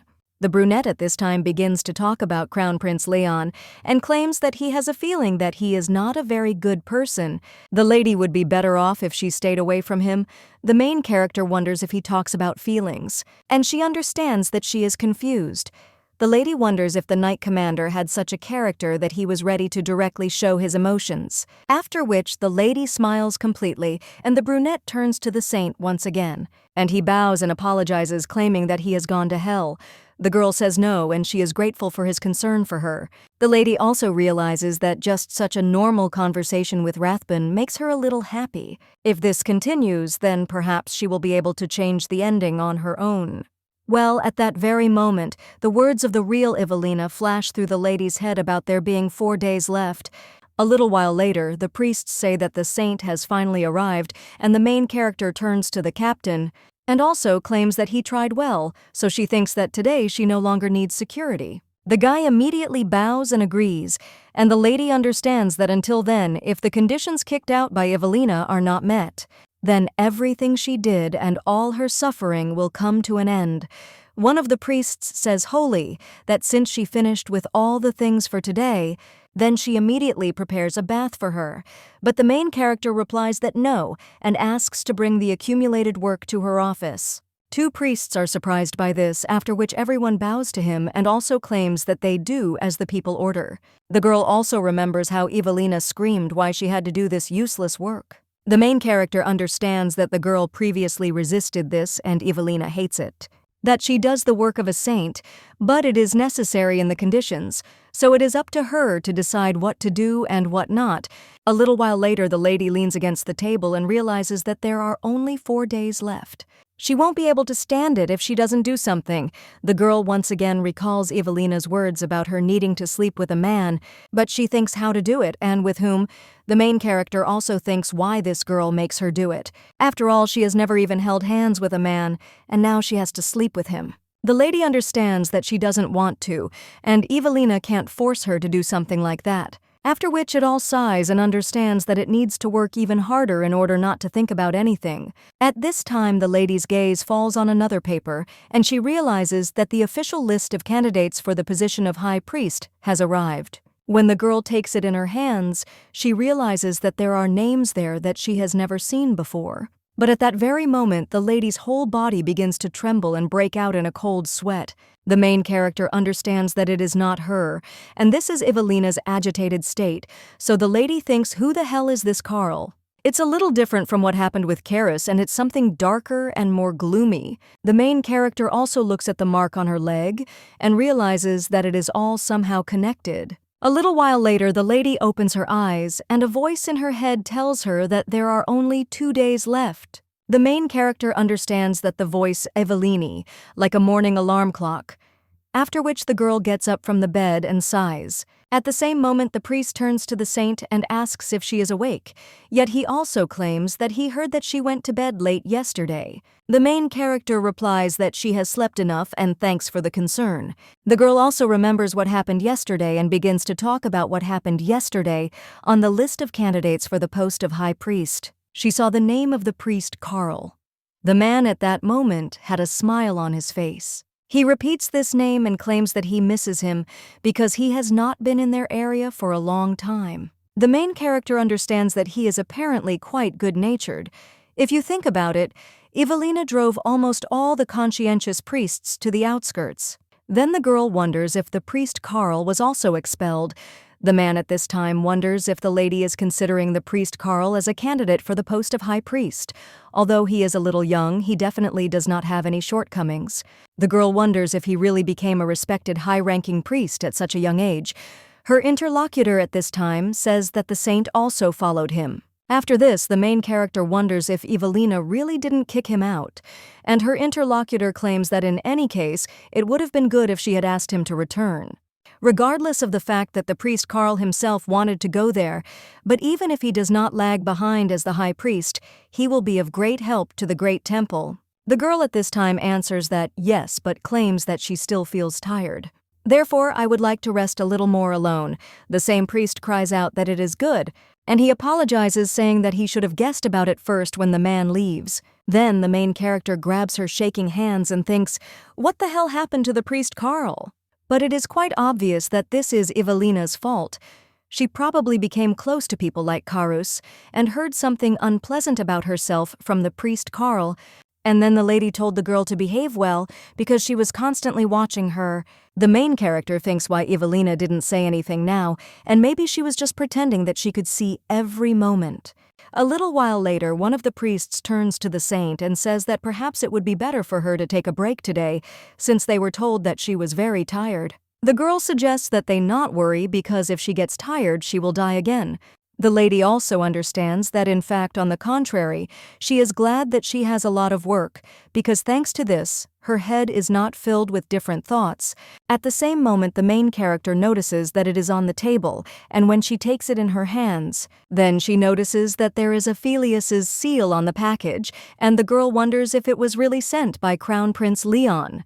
Ivelina also thinks that he couldn't have put anything strange there, but when she opens the package, then flower petals immediately fly around the office. The main character thinks how beautiful it is. but he understands that there are so many petals, and one of the priests asks if they should clean up, to which the lady replies, yes. The girl thinks that it is, of course, beautiful, but she doesn't understand why he sent it to her and whether he really wanted her to suffer choosing all of this. The lady also notices the letter, and when she holds it in her hands, she thinks what kind of nonsense he could have written in the letter. The guy there turned to the respected saint and asked if she knew what surprised him most when he first came to the big temple. They were priests, and this morning they told him that there is a joke in the empire. What do ladies hate most? The main character laughs at this time, I hear from the movie. Then she understands that this is not possible. She also wonders if she just laughed at the crown prince's letter, but she had been told that his skill at charming people was amazing, and this was indeed true. And also, his experience with women is impressive. However, despite his numerous affairs with women, none of them carried his child. This means that he is a rather cautious person, and in this case, it is better to do it with him. But at the same moment, the girl shakes her head and thinks, what kind of thoughts are these with such a terrible person like him? It's impossible for anything to go according to her plan. The blonde asks disappointedly a little while later, didn't the reply letter arrive? The servant claims that he has already asked about it 27 times, and the letter hasn't arrived. The blonde claims that it is impossible for her not to be interested in his letter. The servant at this time says that he tried to dissuade him, but not only for this reason, the blonde says that he thought so, and it is all because he is the crown prince of the empire, and also most likely revealed himself in vain. The servant immediately cries out that, of course, and asks if he even knows how complicated the situation has become because of his loud statement. At this point, Stupid says that there is no need to worry because he has a plan. But when the blonde wants to ask again if the reply letter has arrived yet, then someone bursts into the room through the window with a dagger in his hand. This man screams that the prince is an enemy of the state. The prince easily evades this and claims that he did not expect not to receive a letter. The boy immediately snatches the blade from the attacker's hands and stabs him, when the servant cries out to the prince in alarm. Then he throws the man on the floor and asks what he thinks because it seems that this man did not come to give him a reply letter. The servant immediately falls to the floor and screams, apologizing for not being able to stop him in time, but the blonde replies that everything is fine because he said he had a plan. The guy takes the blade out of the criminal and claims that since the summer prince of the empire has quietly settled in one place, this is a chance that no one can miss, and it would be stupid if he said that anyone except the knights of the temple is forbidden to have daggers. The servant at this time swears that he will do everything possible. However, the blonde says that he will anyway. The servant asks him in confusion what he is talking about, and the guy replies that as he thought he needs to go for a walk, his interlocutor screams out, "Where is he going?" because as he already said, it is best for him to stay safe in the room. At this time, the guy claims that his expectations were not met and now he cannot wait. The guy realizes that his heart is pounding with anticipation, and he thought that war and women are uncontrollable fun. While in the corridor, the guy understands that now it's time to get down to business more fully. The current influence of the Great Guard must pass into the hands of the Empire, and it would be easier to take everything by force. But then people will resist it vehemently, and instead he will lower the status of the saint, which is the symbol of the Great Temple and the commander of the knights named Wrathben. He will lure to his side if the Great Temple loses its sword and shield, it will collapse. He was lucky that Ivelina was an easily accessible woman with a lot of shortcomings. Because of this, even one small rumor could grow into a big scandal. So there will be a reaction soon, and no matter what it does, this place will definitely end up at the feet of the Empire. Or is there an easier way to do this, like with his mother a little while ago? The Emperor threw someone's head in front of her. Then the woman looked at this terrible picture with tears in her eyes, and then the man took out a document. He also claimed that it was a marriage proposal and a wedding gift.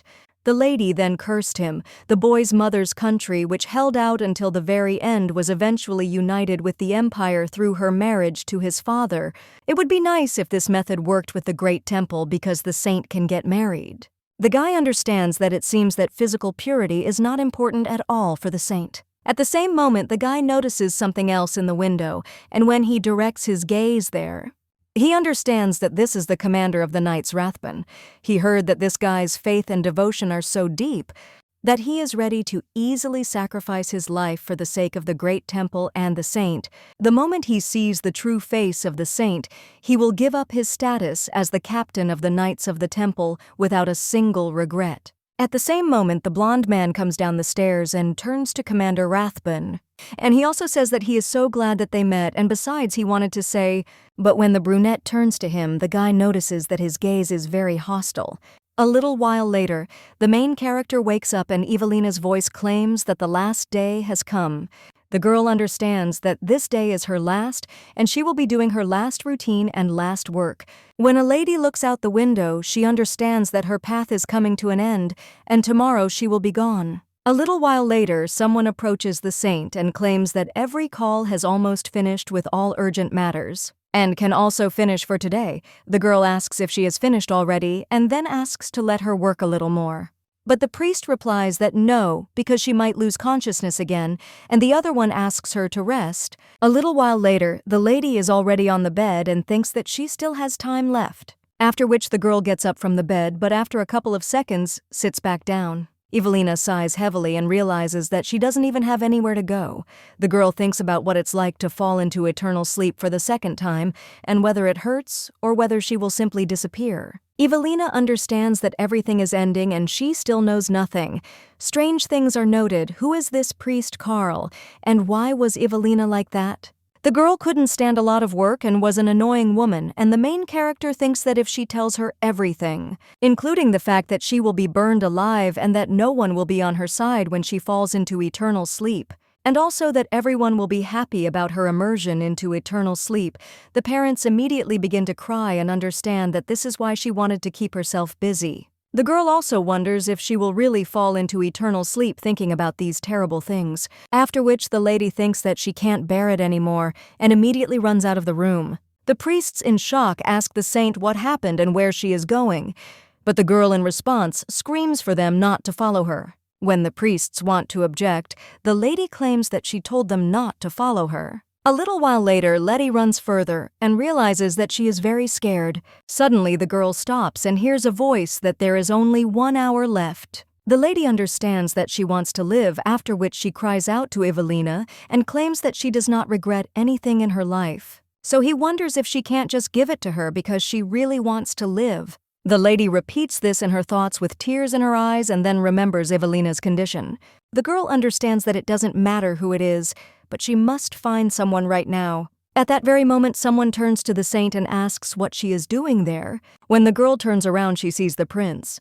The guy at the same moment, with a smile on his face, asks what she is doing there at such a time. The guy also looks at the lady and wonders if she was really crying, after which he offers to become her interlocutor for a short time.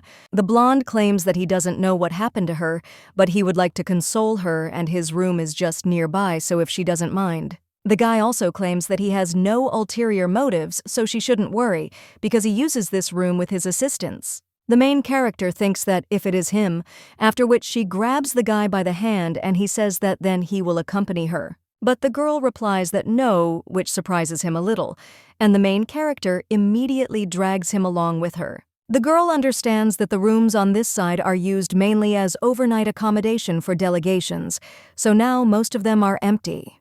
At this time, the prince asks the saint where she is going, and the girl opens the door to one of the rooms and then drags the prince there. At this time, the knight commander is wondering what the situation is with the crown prince. One of them claims that, as he said, they have increased security near the prince's room, and the man says that this is good, so let them make sure that such an unpleasant situation as yesterday does not happen again. The guy understands that Leon Havel Aphelios is a man whose true intentions are unknown. Everyone knows the fact that the Empire is targeting the Great Temple, and in such a situation he thinks that he can so brazenly sit in the Great Temple, so in front of her he thinks what he is planning.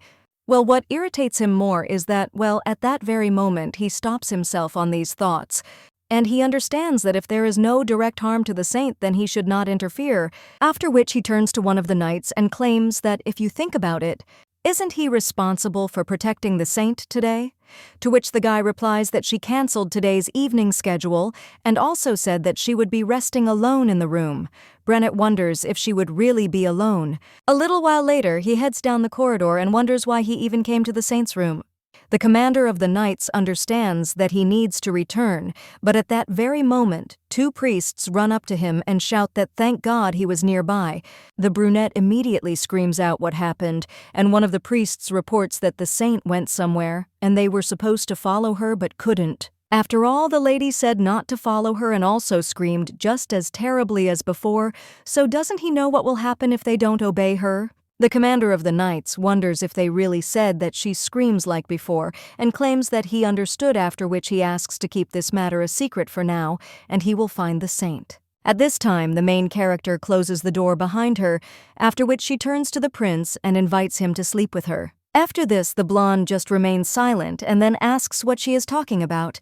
The main character turns away embarrassedly and asks if he wants to, because if so, then she will go. At this time, the guy grabs the lady by the hand and asks what she will do if he refuses. After all, she'll go out on the street again and look for someone else. The girl just turns around and asks what business it is of his. And the guy replies that he heard rumors but didn't think that she would be so brave. The lady says that if he agrees, the train will act faster, after which she grabs him by the clothes. The guy at this time only says that he did not even guess that she was so impatient. After which he approaches Ivelina and kisses her. The main character understands that this is her first kiss. When she read about it in a book, it seemed to her like something more tender and deep. But now she has a feeling that he will eat her. When the guy pulls away, he claims that he heard that the lady is experienced in this, after which he apologizes completely, but claims that it seems she is not what they say about her. The girl replies that she knows this and asks him to act faster. The blonde realizes that she is shaking all over as if it is her first time. After that, he lifts the girl up into his arms, and he carries her to the bed and says that she will not regret choosing him. When the lady lies down on the bed, the blonde begins to unbutton his shirt, after which he approaches the saint, lifts her legs a little and kisses her neck. The girl turns away shyly, after which the guy approaches her again to kiss her. Ivelina understands that this is a rather strange feeling. The brunette at this time runs along the corridor and remembers how the rumors worriedly claimed that the saint had gone somewhere. The commander of the knights remembers the saint and wonders why he is so worried about her. The main character at this time is in the middle of the process and wonders if Ivelina is watching now. A little while later, the girl hears that the set signal has sounded and time is up. The main character realizes that she is still in this body and is still alive. At this time, the blonde turns to the saint and leans on her, and the girl understands that now everything is over and she needs to return. Well, when the lady gets up, she hears some kind of splash, and the blonde guy claims that it looks like everything leaked out. He hugs the lady and claims that everything is fine because he will fill her up again, and she doesn't plan to finish it just once. However, when Leyon turns the lady around for another kiss, then the girl pushes him away. The prince is confused and asks what happened, but the main character only thanks him and then claims that she is sincerely sorry. The girl starts to run away, and the guy screams what she means and asks to wait. The lady understands that she feels alive with her whole body and that this is still her body. Well, then the girl hears the prince scream and thinks why he is running after her, and she didn't think about this. The main character thinks what to do, after which she feels pain in her stomach. When she almost falls, someone grabs her. At that moment, the lady raises her gaze, and he understands that this is the commander of the knights, but the brunette notices the mark on her neck, and in what a state the lady is in, he begins to lose his mind. When he looks at the prince, he thinks, did this bastard dare to do something to the saint? After which the brunette takes his sword out of its sheath and asks to allow him to deal with this man. The blonde understands that it is too late to retreat, but when he wants to reach for his dagger, then he realizes that he is in the room. The guy wonders if this is all a trap that they set up. But at that very moment, the main character stands in front of the knight captain and asks him not to do this. The lady embarrassedly claims that this is a misunderstanding because she was just going to her room. At that moment, something flows down the lady's leg, and when they look at it, the girl becomes embarrassed, and also says that, let them go and also stop all this. The brunette immediately takes off his cloak and turns to the saint, and also claims that he will take it. But when the guy is about to leave, he tells the prince that he will not leave this matter just like that. The blonde at this time returns to his room and realizes that it was not a trap. But he still thinks what happened. The saint definitely left him and ran away, and it's just like throwing a punch at a sailor. But the lady still protected him from the attack of the knight captain, after which the guy lies down on the bed. And he also understands that it was a tempting offer, and he accepted it. He also begins to remember the lady's face and her scent as well as that feeling, because he's never felt like this before. The guy looks at the piece of fabric lying on the bed, after which she presses herself against him and also understands that it seems that until he makes her his, this thirst will not go away. A little while later, the girl sits in the bathtub and sighs. People realize that this is a modest but neat and tidy bathroom. As is the character of her master, the girl realizes that she has come to Wrathben's home and is taking a bath. But she couldn't immediately go to her room in such a state, after which the lady remembers what recently happened. And also how the blonde asked if she was planning on finishing just once. The girl realizes that it is not as bad as she thought, although it was a little painful, and it is like muscle pain after a workout. The girl also thinks that everything went well thanks to the prince's attentiveness to her. His touches were intense, but at the same time, soft and gentle. The girl also wonders if he was angry because she used the man for her own benefit and ran away. But the lady still doesn't understand whether his pestering of him all this time was not for this purpose, and if he got what he wanted, then let him now return to the Empire, and she is embarrassed to see him, so it would be good if he left faster. At this time, someone else knocks on the room, and when the girl answers, the man says that he will leave a change of clothes at the door. The main character thanks him, and when she opens the door, she sees clean clothes worn overnight and wonders whose they are. When the girl opens the door, the brunette immediately gets up from his seat. Ivelina turns to the captain and thanks him for the clothes. The brunette then becomes a little embarrassed and also claims that he does not have clothes suitable for her. So he asks for forgiveness for giving her old clothes, the main character asks. What is he talking about? She is really grateful that he lent her clothes. The guy then turns around, and he claims that he will take the lady to her room, but the main character grabs him by the sleeve. After which he claims that it's already late, but maybe he should first have a cup of tea and then go. The knight commander asks what she is talking about, after which the lady apologizes and claims that it must be too late. After which he suggests going back, but the brunette immediately replies that no, and that he will make tea right away. When he leaves, the main character sits down on the sofa and thinks about what to say when he returns. She cleaned up the mess, but Wrathben really doesn't ask her about anything. The lady also understands that he probably doesn't want to know at all, but he always even silently remains on her side. And next to him, this atmosphere for some reason seems comfortable. Renaud is brewing tea at this time. He squeezes the jug a little and sighs heavily. The guy understands that at that moment he could not bear it. The brunette wonders why the saint was with that idiot, and he thought that now she had changed. But is she really spending time with men again? However, he also understands that the lady definitely ran away then, and if this is so, then maybe this idiot forced her while we are eating at Boyle's. Then the guy tries to calm his rage. A little while later, he enters the saint's room with a cup of tea, but the girl is already asleep. The knight commander leans over to the lady and addresses her, but sees that she has already fallen asleep, after which he sits down on the floor and sighs heavily.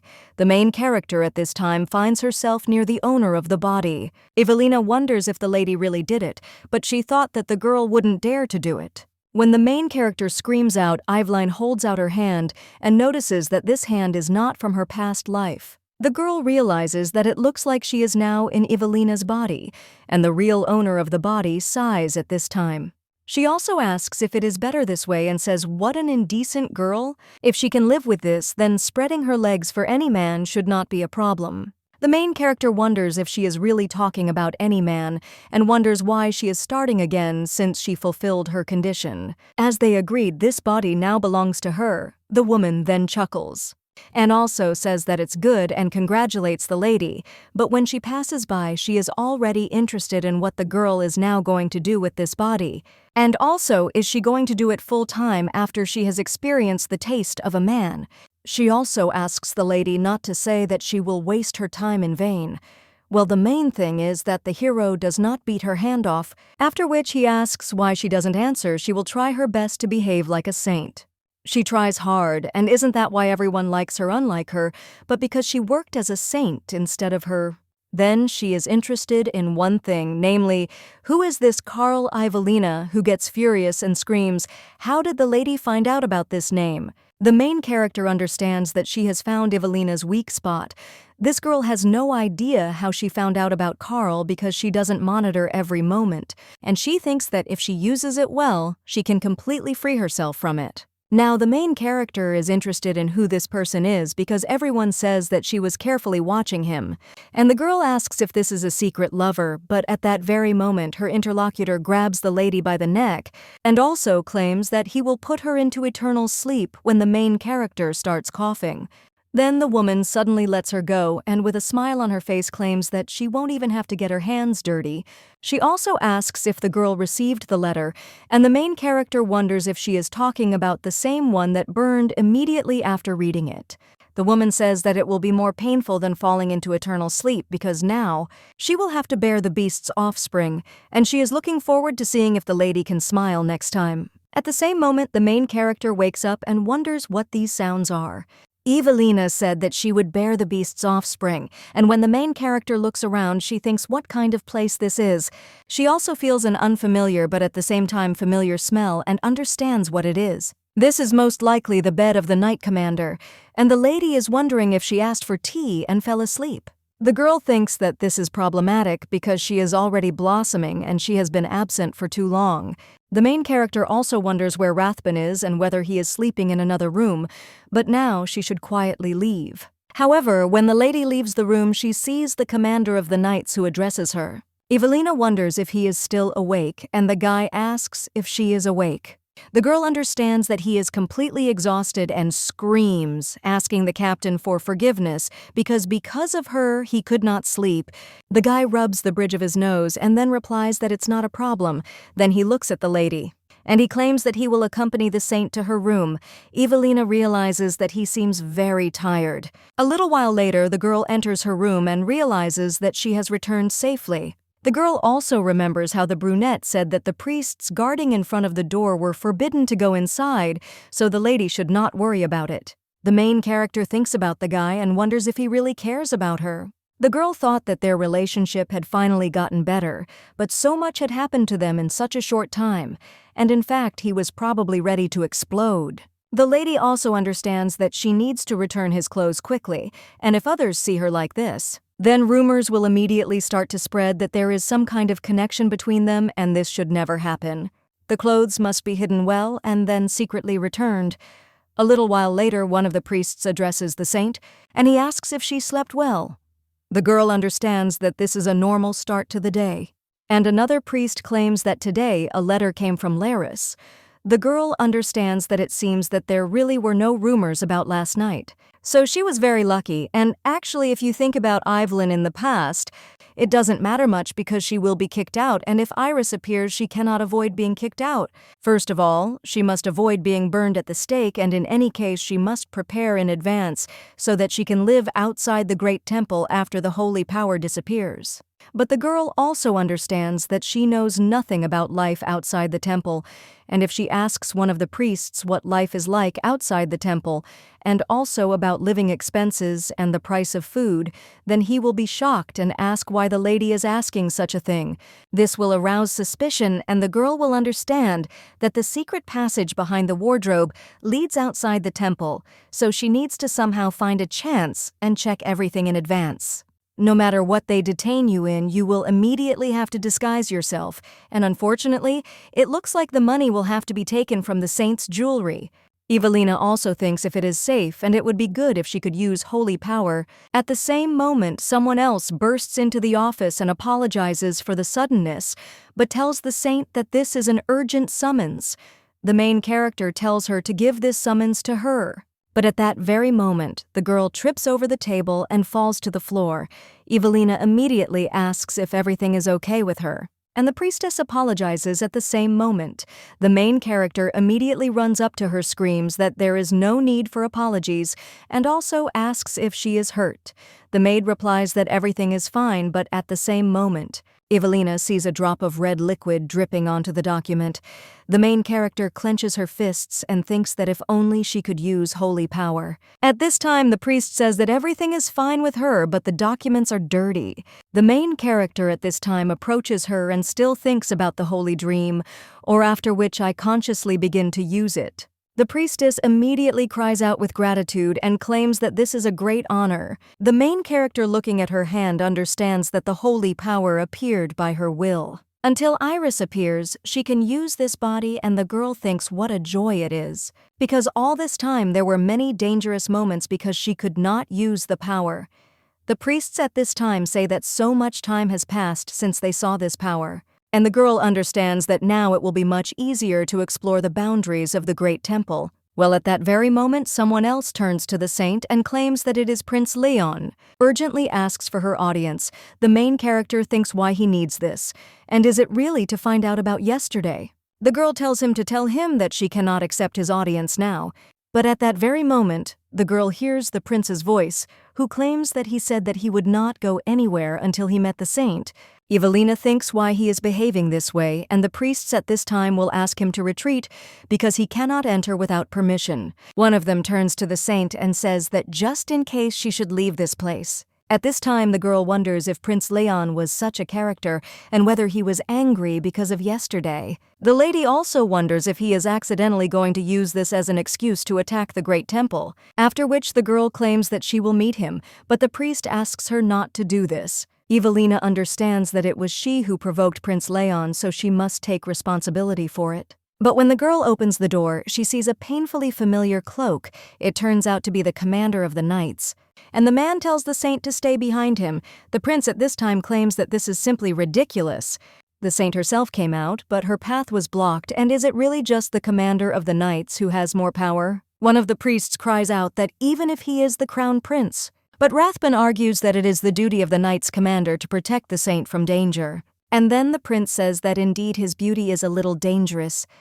At this time, Ivelina thinks how shameless he is, after which she realizes that the guy is trying to deliberately provoke Wrathben if they continue to argue like this. This will cause a military conflict between the temple and the empire, so the girl understands that this cannot be allowed. The lady immediately screams for them to stop, and the brunette turns to the saint. The girl tells Commander Wrathben to step aside a bit and Crown Prince Leyon to come in. After all, they have something to talk about. The commander of the knights at this time turns to the saint in shock. The prince smirks, after which the main character tells them to leave them alone. After which the lady motions for him to come in, and when she crosses eyes with Wrathben, then he takes him away and understands that he will explain everything to him later, because now the priority is to stop the crown prince. When these two enter the room, the knight commander looks at this with fury and clenches his fists, but still does nothing. When the main character sits down opposite the prince, she thinks that he was originally aiming for the great temple. The guy may be planning to use last night as an excuse, but she's not going to let it go. However, the girl does not understand how she should start the conversation, and she cannot say that she is sorry that she ran away after one night. At that moment, the two of them begin to speak at the same time. The prince then invites the lady to speak first, and the girl claims that yesterday was her mistake, so she sincerely apologizes. Well, she knows that such one-night stands are not uncommon for the crown prince of the empire. Therefore, the lady states that she would be grateful if such a mistake does not happen again. However, at that very moment, the girl notices the cold gaze of the blonde, which makes her shudder. The prince claims that the lady seems to consider him an extremely frivolous person. And the main character doesn't even know what to say and also understands that this is a problem. On the contrary, she set him up even more. Ivelina understands that it was wrong from the very beginning. No matter how urgent it was, she shouldn't have touched this man because he was very dangerous. At this time, the blonde says that he will not ask about what happened yesterday and what her thoughts and goal were. Only if, like last night, she needs someone again, then she should definitely do it. Comes to visit him, the main character is also embarrassed and screams, and what is he saying?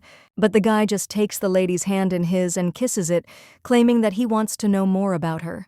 At this time, the brunette is outside and people are talking among themselves and asking why this prince is attacking everyone, and what were they going to do, but his interlocutor suggests speaking more quietly. Another guy asks if this isn't the first time they've seen the commander like this.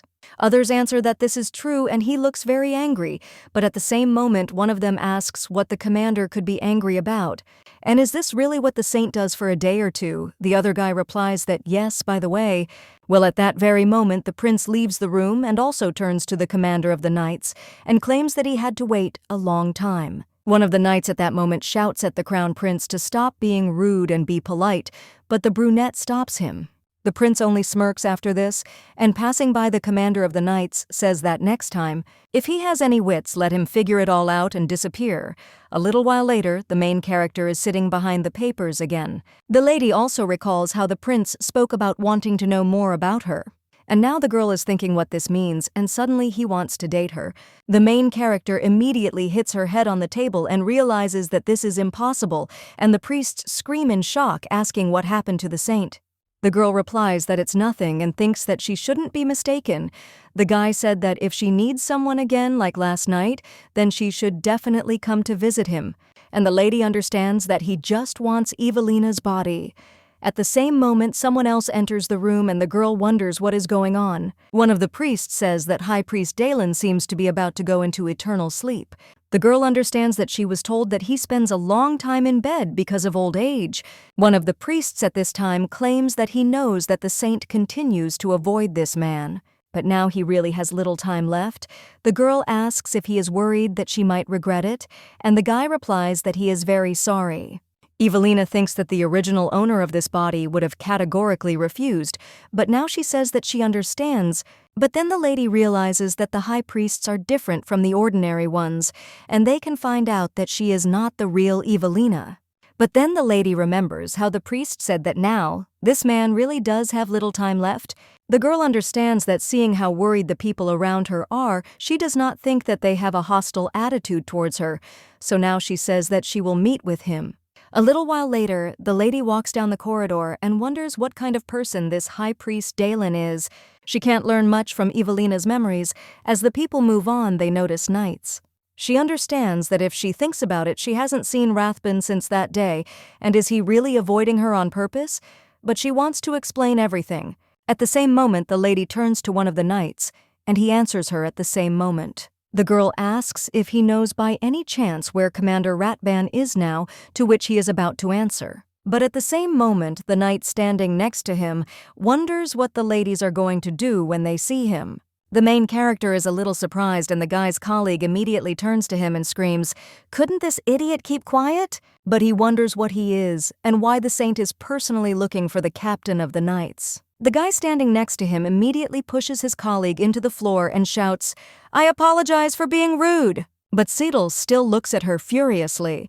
The main character realizes that she has forgotten. After all, this is how people initially treated Ivelina. If it weren't for the duty to protect the saint, then most likely Wrathben also treated her like that. When the girl turns around, she realizes that there are too many eyes there. And she can't just leave it like that, so she claims that it's for rudeness as a punishment. She orders the boy to be excluded from the ranks of knights for a period of 1 month, and since such behavior is not befitting a knight, during this period it is forbidden to use the knight's uniform and sword. His colleague at the same moment cries out with gratitude for generosity. And the main character thinks that this is true because why would she need to know where the knight's commanders are? In any case, there are things that cannot be explained properly. The girl also claims that they are late, so she suggests hurrying up. A little while later, Seidel's colleague punches Togo in the face and screams that the guy is an idiot even though he knows that he hates the saint. But how could he say such a thing out loud? If he behaves like this, let him leave knighthood and not waste time. Fortunately, the saint has become more gentle lately. The man also asks his colleague why he is sitting and let him quickly return to the barracks and also stay there as if he was immersed in eternal sleep. On the way there, Seidel curses in his mind and wonders why no one notices this. After all, the captain who constantly looks unstable and the saint who constantly calls him out, this woman seduces the commander anyway, and the guy thinks what a dirty woman she is, because she absolutely will not let him go. At this time, the priest greets the saint, and one of them claims that he will take her to where the high priest is. When he sees off the saint, he thanks her for her visit, but claims that the high priest is now barely conscious. When the girl enters the room, she looks at the lying high priest and thinks that this is so familiar. The lady has felt it many times, and it is the smell of the body of a person close to the end. Ivelina also claims that she will stay there for a while, and asks everyone to leave the room. The priests then agree their main character is left alone with the high priest.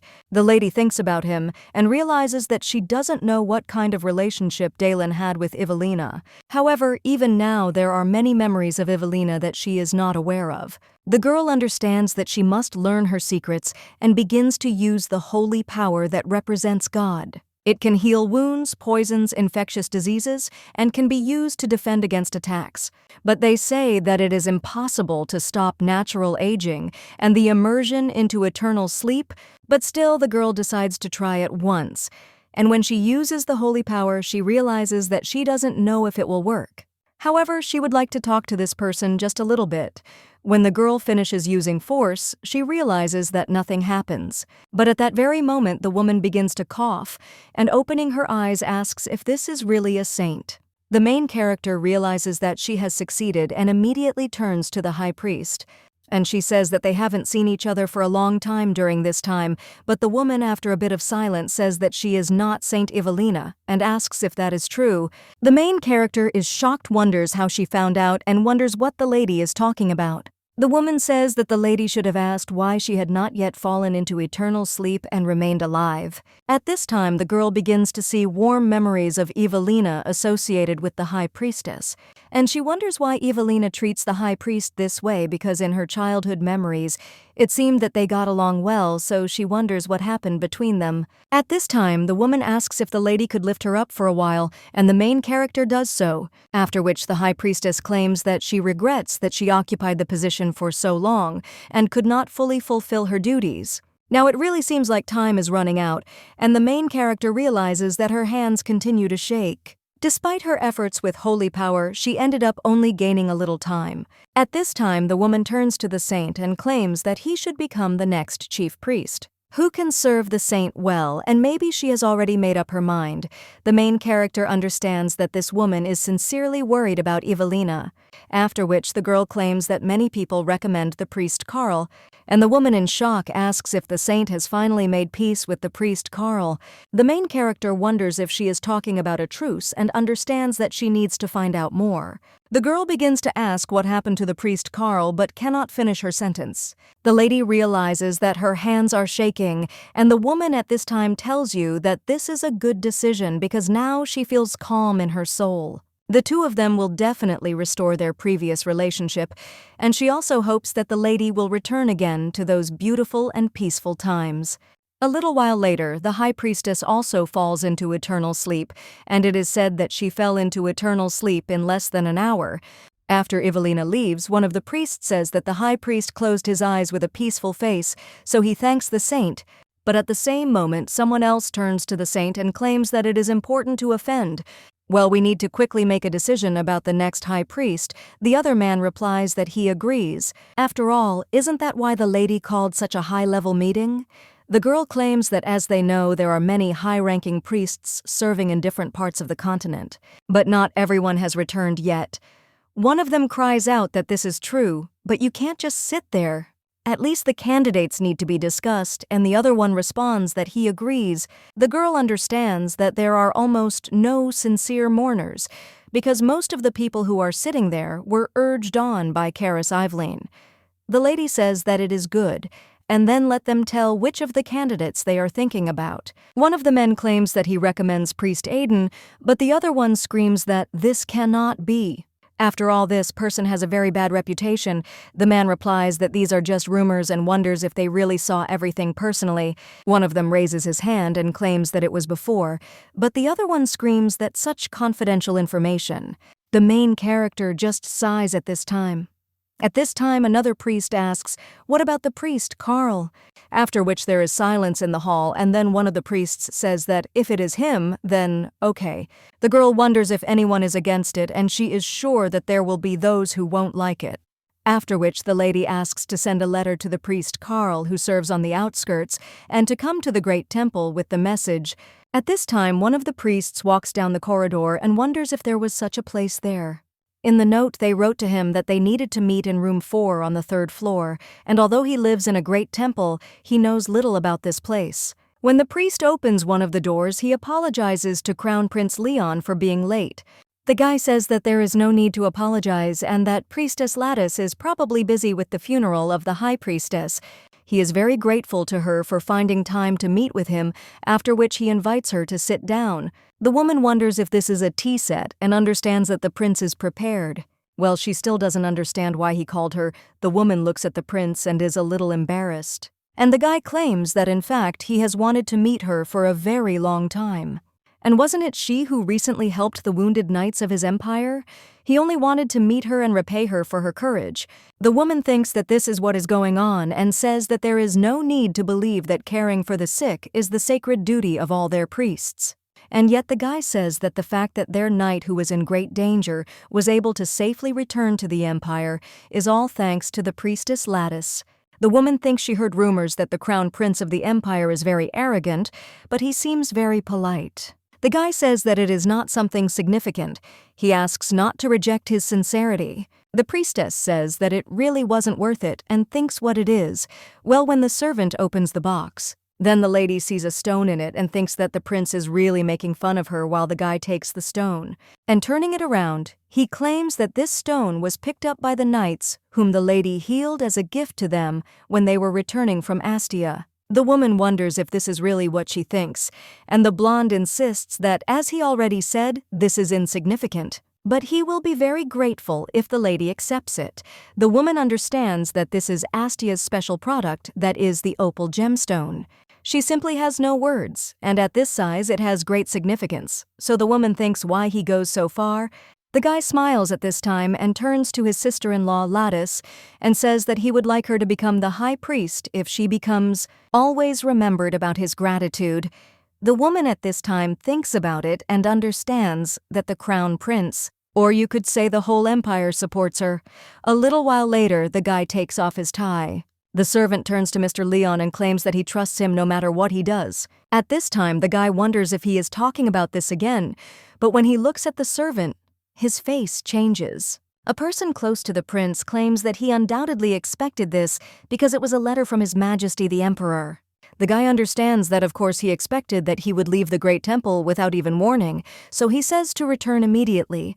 Well, the young man understands that he doesn't want to go back and wonders if he's really going crazy. When the blonde opens the letter, he sees an inscription asking whether he plans to get married. The prince understands that, as expected, the emperor is aware of everything and his father's reported service is always amazing. The guy drinks some wine and thinks about Ivelina. He also understands that he doesn't care about the others because one of them will become the high priest. Using anything and anyone in his power, he must keep Ivelina in his hands. A little while later, one of the priests states that in a few minutes they will escort the lady to the cremation ceremony, but for now let her rest. The girl sits down on the bed and realizes that she is tired.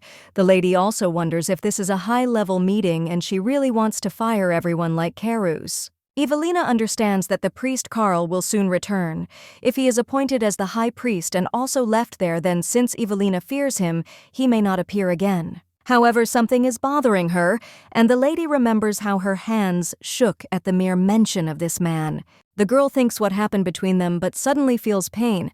The girl understands that suddenly it became very painful. Then she lifts her skirt and realizes that this has definitely happened before. The girl looks at the mark on her leg and realizes that pain is coming from it again. This is definitely not a natural wound, and before the pain would subside after a while, so she will endure it for a little while. The lady doesn't know what it is, and if it were someone else, she would immediately heal him with her holy power. The girl wonders why the saint can't heal herself, and then she sighs. And also understands that even having so much power now, it is useless, but at the same moment, the lady notices something strange. After all, this wound seems to suck in the holy power, but it doesn't look like healing, so the girl wonders what kind of bad feeling this is. A little while later, the girl is at a funeral and someone claims that the high priest's face was the favorite child of God. The main character realizes that this is the last day of the funeral ritual of the high priestess Dalen. The priest at this time says that now they are sending her to God with prayers and flame, after which he asks to accept him and rest in peace. The main character understands that the High Priestess Dalen is in a beautiful flame that gives peace to those immersed in eternal sleep. But then the main character remembers the events of the novel and understands that she should not forget about the last minutes of the liar saint. The girl thinks that this is true and this cannot continue any longer because she must restore her relationship with Wrathben. Although they had not seen each other all this time, he probably came to the ritual, and when the lady turns around, then she finally sees him. But at that very moment, the brunette turns his attention to her, and the girl realizes that he is looking straight at her. But then the guy turns away, and the main character wonders if he really looked away. The girl realizes that the situation is much worse than she thought.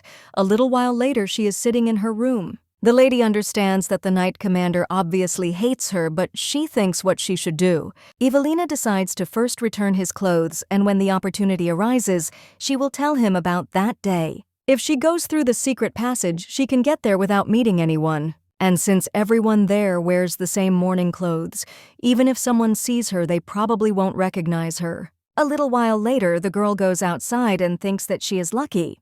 The residence of the Knights Commander was recently built with sponsorship support, but at that very moment the girl hears some rustling and realizes that there is someone there. At this time, the priests heading there notice the lady, and the main character thinks what to do. However, they only bow, and the girl does the same in response, after which they pass by.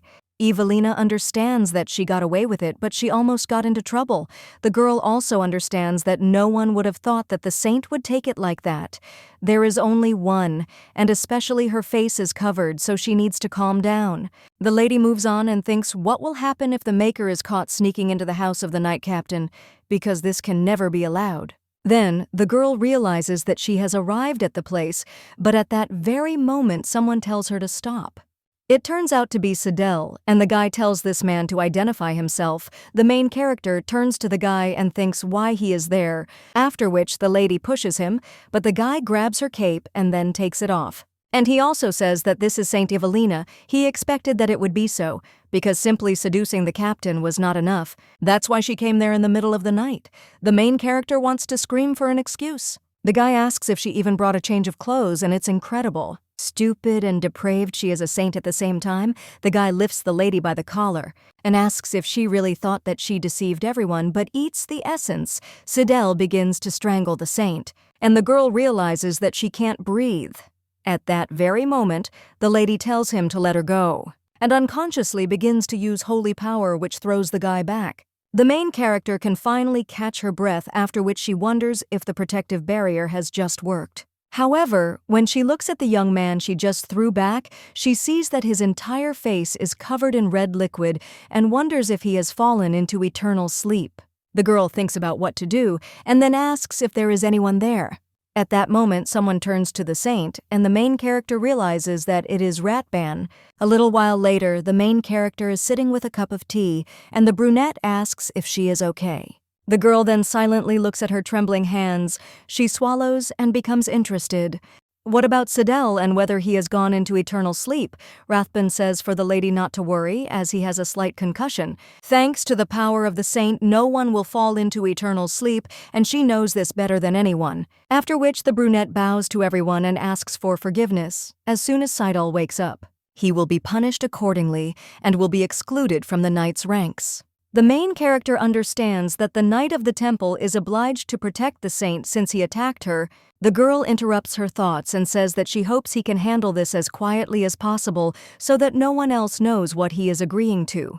The lady thinks that if only she had not come there, everything would have been fine. After which she can't hold back her tears at all and apologizes to Captain Wrathben. The lady says that she was just going to come and go quietly, so she doesn't understand why this happened. Ivelina apologizes again, and the Knight's commander asks why she is crying. The guy wipes away the lady's tears and says that she is sorry that she ruined his clothes. The brunette tells the saint to stop apologizing because she can just throw her away. Well, then the guy also notices a choking mark on her neck and screams that the lady is hurt. He also wonders why she didn't use holy power before. But at that very moment, the guy understands what he said and immediately asks for forgiveness, because it was his mistake as the captain of the knights, and he asks to punish him. The main character says no, and he must have been very angry with her all this time. The captain of the knights immediately asks what she is saying, and the main character understands what she just said. But for some reason, she has a feeling that she can now ask him honestly. The girl claims that he advised her to stay away from the crown prince, and since she didn't listen, isn't he angry with her? The brunette wonders what she is talking about and how he can be angry at the light because he is simply angry at Prince Leyon. But at the same moment, the brunette thinks why he has hostility towards the prince. Ivelina asks if he really said that he was angry with Prince Leyon. And the brunette replies that yes, he poses a danger to the saint and the great temple. The girl with a smile on her face says that's how it is, but all this time she thought that he was angry with her. The guy wants to scream that he was never angry with her, but he remembers what the lady did before. After which he wonders if he has never been angry, but still he wonders since when did the saint change so much. The guy sighs and claims that this will never happen. The main character hears these words and feels relieved, after which he thanks the captain and says that since he personally promises now, it is impossible to go back on his word. At this time, the brunette screams out what she is talking about, since it would be unreasonable to refuse anyway. The lady with a smile on her face thinks that this is how it would end, even if she turns out to be a false saint. At this time, the guy is wondering when she will tell him about his punishment, in addition to the security mistakes during the prayer meeting. And today's incident was also his fault. The main character thinks that she completely forgot how persistent he is. After which he begins to speak about the provision and asks if he is ready to accept it. The guy replies that he will accept any punishment. Then the main character says that because of the cases of inability to protect the saint, he will receive an appropriate punishment, and from now on he will come to her 3 times a week to teach her how to wield a sword. The brunette asks what she's talking about, and the lady replies that of course she cannot become like a knight, but if she learns at least simple self-defense techniques, then wouldn't that be great? And the lady thinks that later, when she leaves the temple, self-defense skills will come in handy, and under the pretext of training, she wants to get a little closer to Wrathben. The guy at this time agrees, after which the lady tells him to take care of her. The lady also understands that if they get closer, like this step by step, then he probably won't allow her to be burned at the stake like in the original, and of course later he will be on Iris's side. But she still hopes that he will not turn away from her completely, even when she becomes a saint to me, because it's normal if she is a little greedy. A little while later, the main character returns to her room and lies down on the bed. The girl realizes that it has been a long day and it is probably already 2 or 3 a.m. The lady covers herself and realizes that she is tired, but still today she feels a little closer to Wrathben. The lady takes her pajamas from the table next to the bed and puts them on, and also understands that she should have lived and slept. But a little while later, the lady wakes up from the sound of wind blowing from the street. When the girl looks towards the window, she sees someone else there and thinks what kind of person it is, and it's the 5th floor, so how did he get there? At this time, the man turns to Saint Ivelina, and the main character thinks in shock. Is this the king of magicians and also the 3rd male protagonist named Aslan? The main character wonders why he is there, and her interlocutor asks if she is really wondering about such a thing. After all, she received the letter that he sent, and the girl remembers what was written there about that. Now that the deal is done, he will soon be with her, and the lady tells him to wait. And also wonders what this deal means. The guy reaches out to the lady's leg. The girl is embarrassed by this. The guy with red hair claims that the deal was that the saint will become his female. The main character is shocked, thinking what he is talking about, and understands that this man is not a man at all. He is very dangerous, so you need to run now, and the lady pushes him away, but the guy grabs her leg. After which he presses her to the bed and claims that the lady is his female, which he barely got. Now there is no reason to wait any longer, and from this moment on he will fill her from the inside again and again, until the lady becomes pregnant with his child, and the main character remembers the words of the owner of the body. The girl screams that she will have to bear the beast's offspring, so he waits because she really doesn't know anything about it. But the guy replies that she can't refuse because she gave him a promise, and she prepared her body so that she could accept him.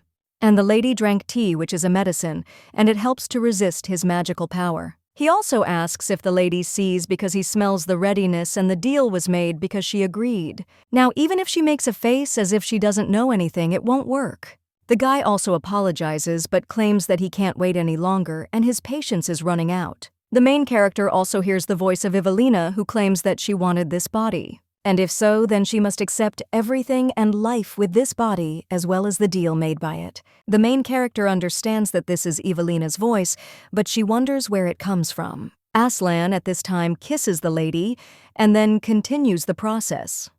Ivelina at this time in her thoughts asks him to stop because it hurts and is hard for her. And also this all seems too strange, and if this continues, she simply won't be able to stand it. The guy with red hair claims that it exceeded his expectations, and indeed it did.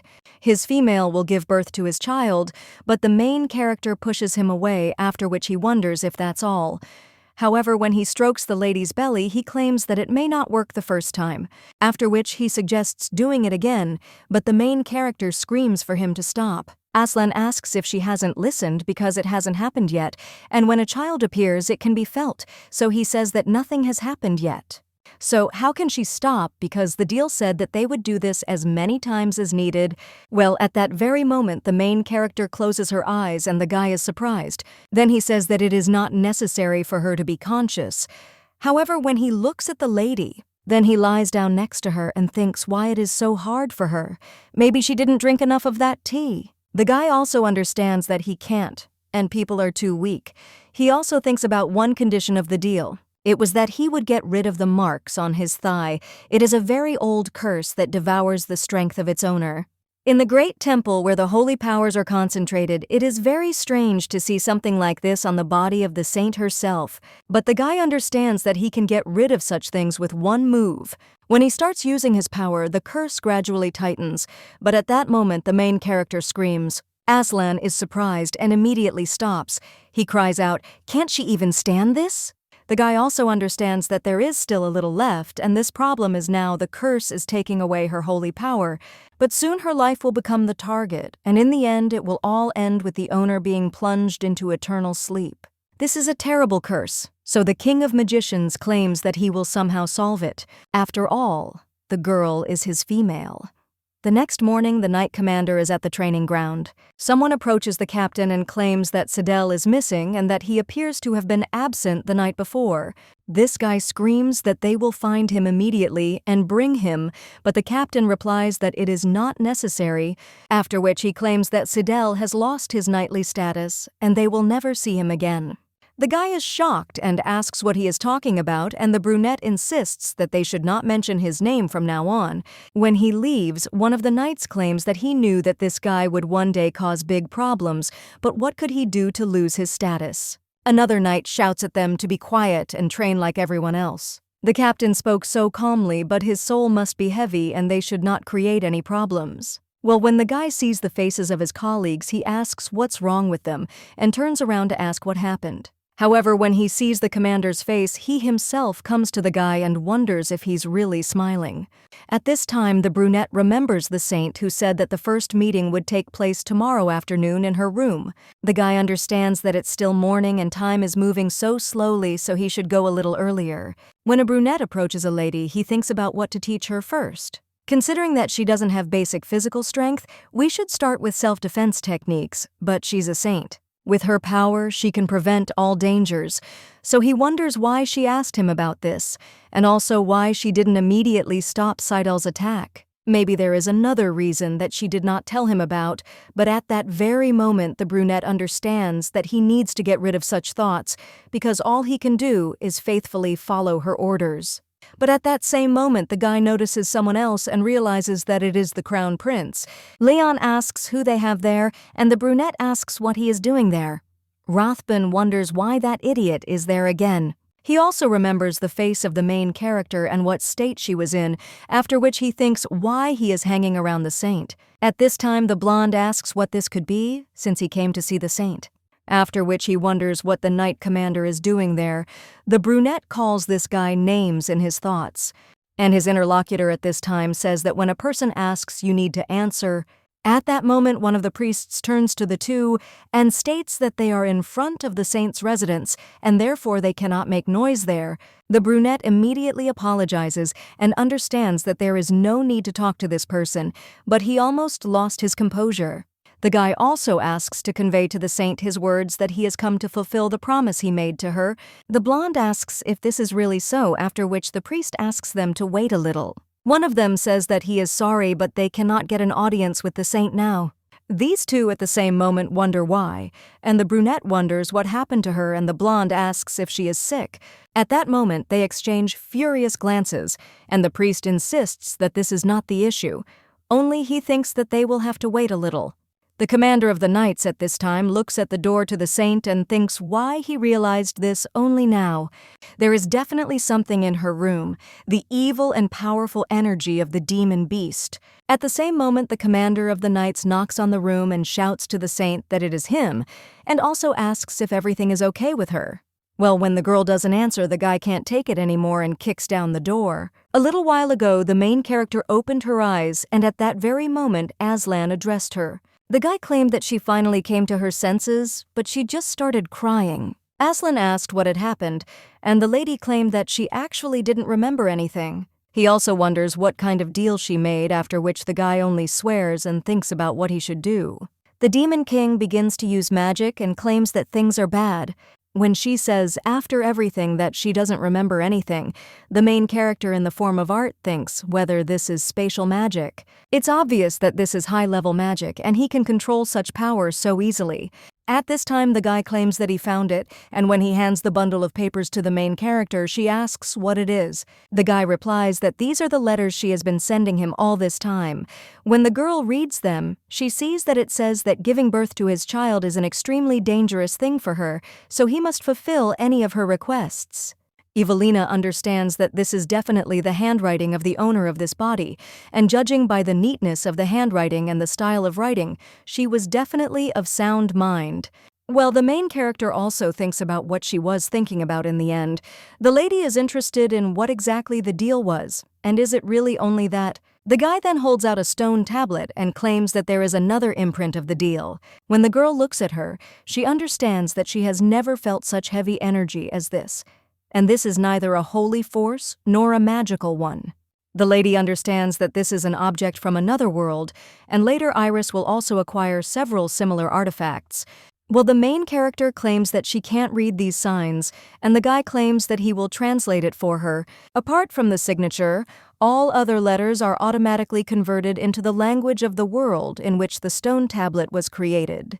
It says there that she is a saint of the great temple named Ivelina. She swears to become Aslan's female and bear him an heir. Ivelina understands that this is a demon beast and asks if he is lying about this, taking advantage of her inability to read. The guy replies that she really doesn't remember anything, and the girl asks if there are any other conditions. Aslan says that according to the deal, after she becomes his female, he cannot lie to her. The lady says that she understands, and then asks what she wants from him in return. The guy replies that she only wanted 3 things from him and he could do more. After which he lifts the lady's leg with the mark and claims that this is the first of them. But at that very moment, someone turns to the saint and claims that Captain Wrathben has arrived on the business he promised her. The girl is surprised by this and then realizes that she should have self-defense lessons. The girl immediately pushes Aslan away and screams for them to wait a little.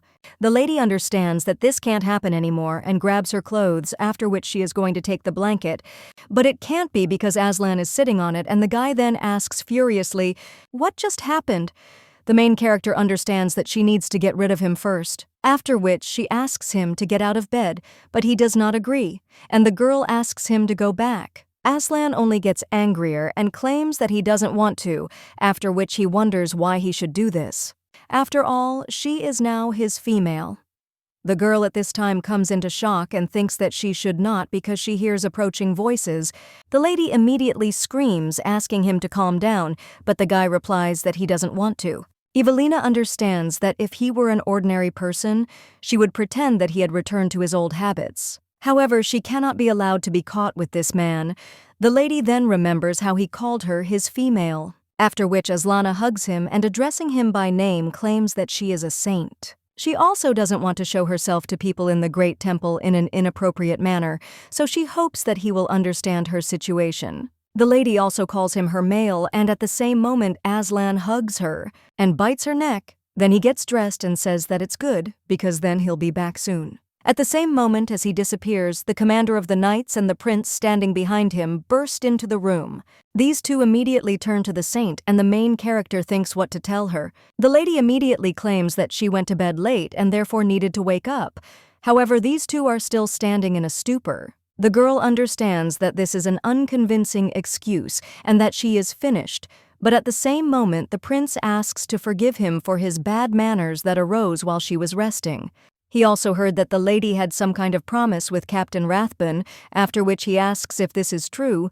The girl replies that yes, and the blonde says that in that case he thinks it would be right if he left. The lady understands that he must be disappointed in her, and could just leave, so she does not understand why he says such useless words. But the blonde says that in return, she should promise that next time it will be convenient for her. They will be able to talk again, and he also wants her to make a promise. The main character wonders if he is not disappointed in her, after which the guy thanks her. And he says that he will wait for news from her. After he leaves, the brunette turns to the saint and asks if everything is okay with her body. The girl immediately covers up the traces of last night and replies that of course the lady wonders if Wrathben has decided to dig into this too. At this time, the brunette pays attention to the state of the bed, and the lady understands that anyone who looks will immediately become suspicious. But the commander of the knights says that if everything is okay, then good, and then suggests starting self-defense lessons. When the lady is ready, let her come out into the living room, to which she agrees and understands that this is true because the commander of the knights never asks about anything. However, when the brunette leaves the room, he clenches his teeth. A little while later, the main character dresses in uniform. The lady realizes that she asked Wrathben for self-defense lessons in order to get closer to him, but it almost ended just now. So the girl understands that she will try and earn his favor again. The guy sees how hard she tries and will praise her. And perhaps he will even scream that he has no words, because he cannot believe that there is such a genius of swordsmanship as a saint. The lady understands that she may have a hidden talent, and everything is possible. But a little while later, the brunette turns to the saint and claims that he has prepared a training wooden ball for her. The girl asks if this is a fake ball, and the guy replies that it would be too much for one time, and the lady says that it is natural but understands that she imagined all sorts of things, and now she feels somehow ashamed. Ivelina then suggests starting the lessons, and the guy says that in that case, wouldn't she like to take it in her hands once?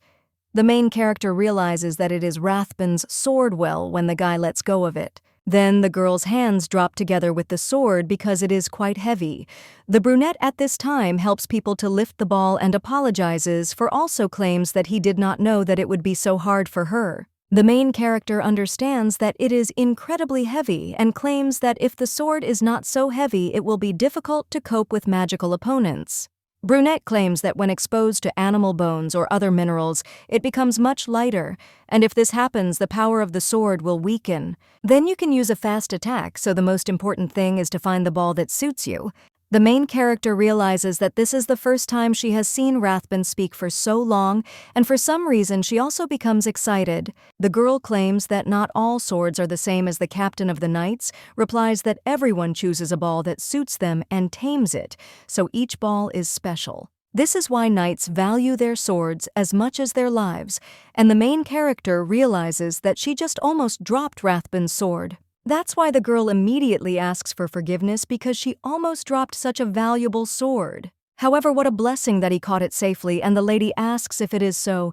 The brunette at this time thinks whether he really gave his sword to someone else. And it seemed that the wooden sword disappointed her, so he unknowingly gave her his own. A little while later, the main character is already standing with a sword in her hands, and Brune tells her to hold her hands a little tighter and not straighten her elbows too much. Let the lady apply force to the little finger too, and the girl understands that she has no words.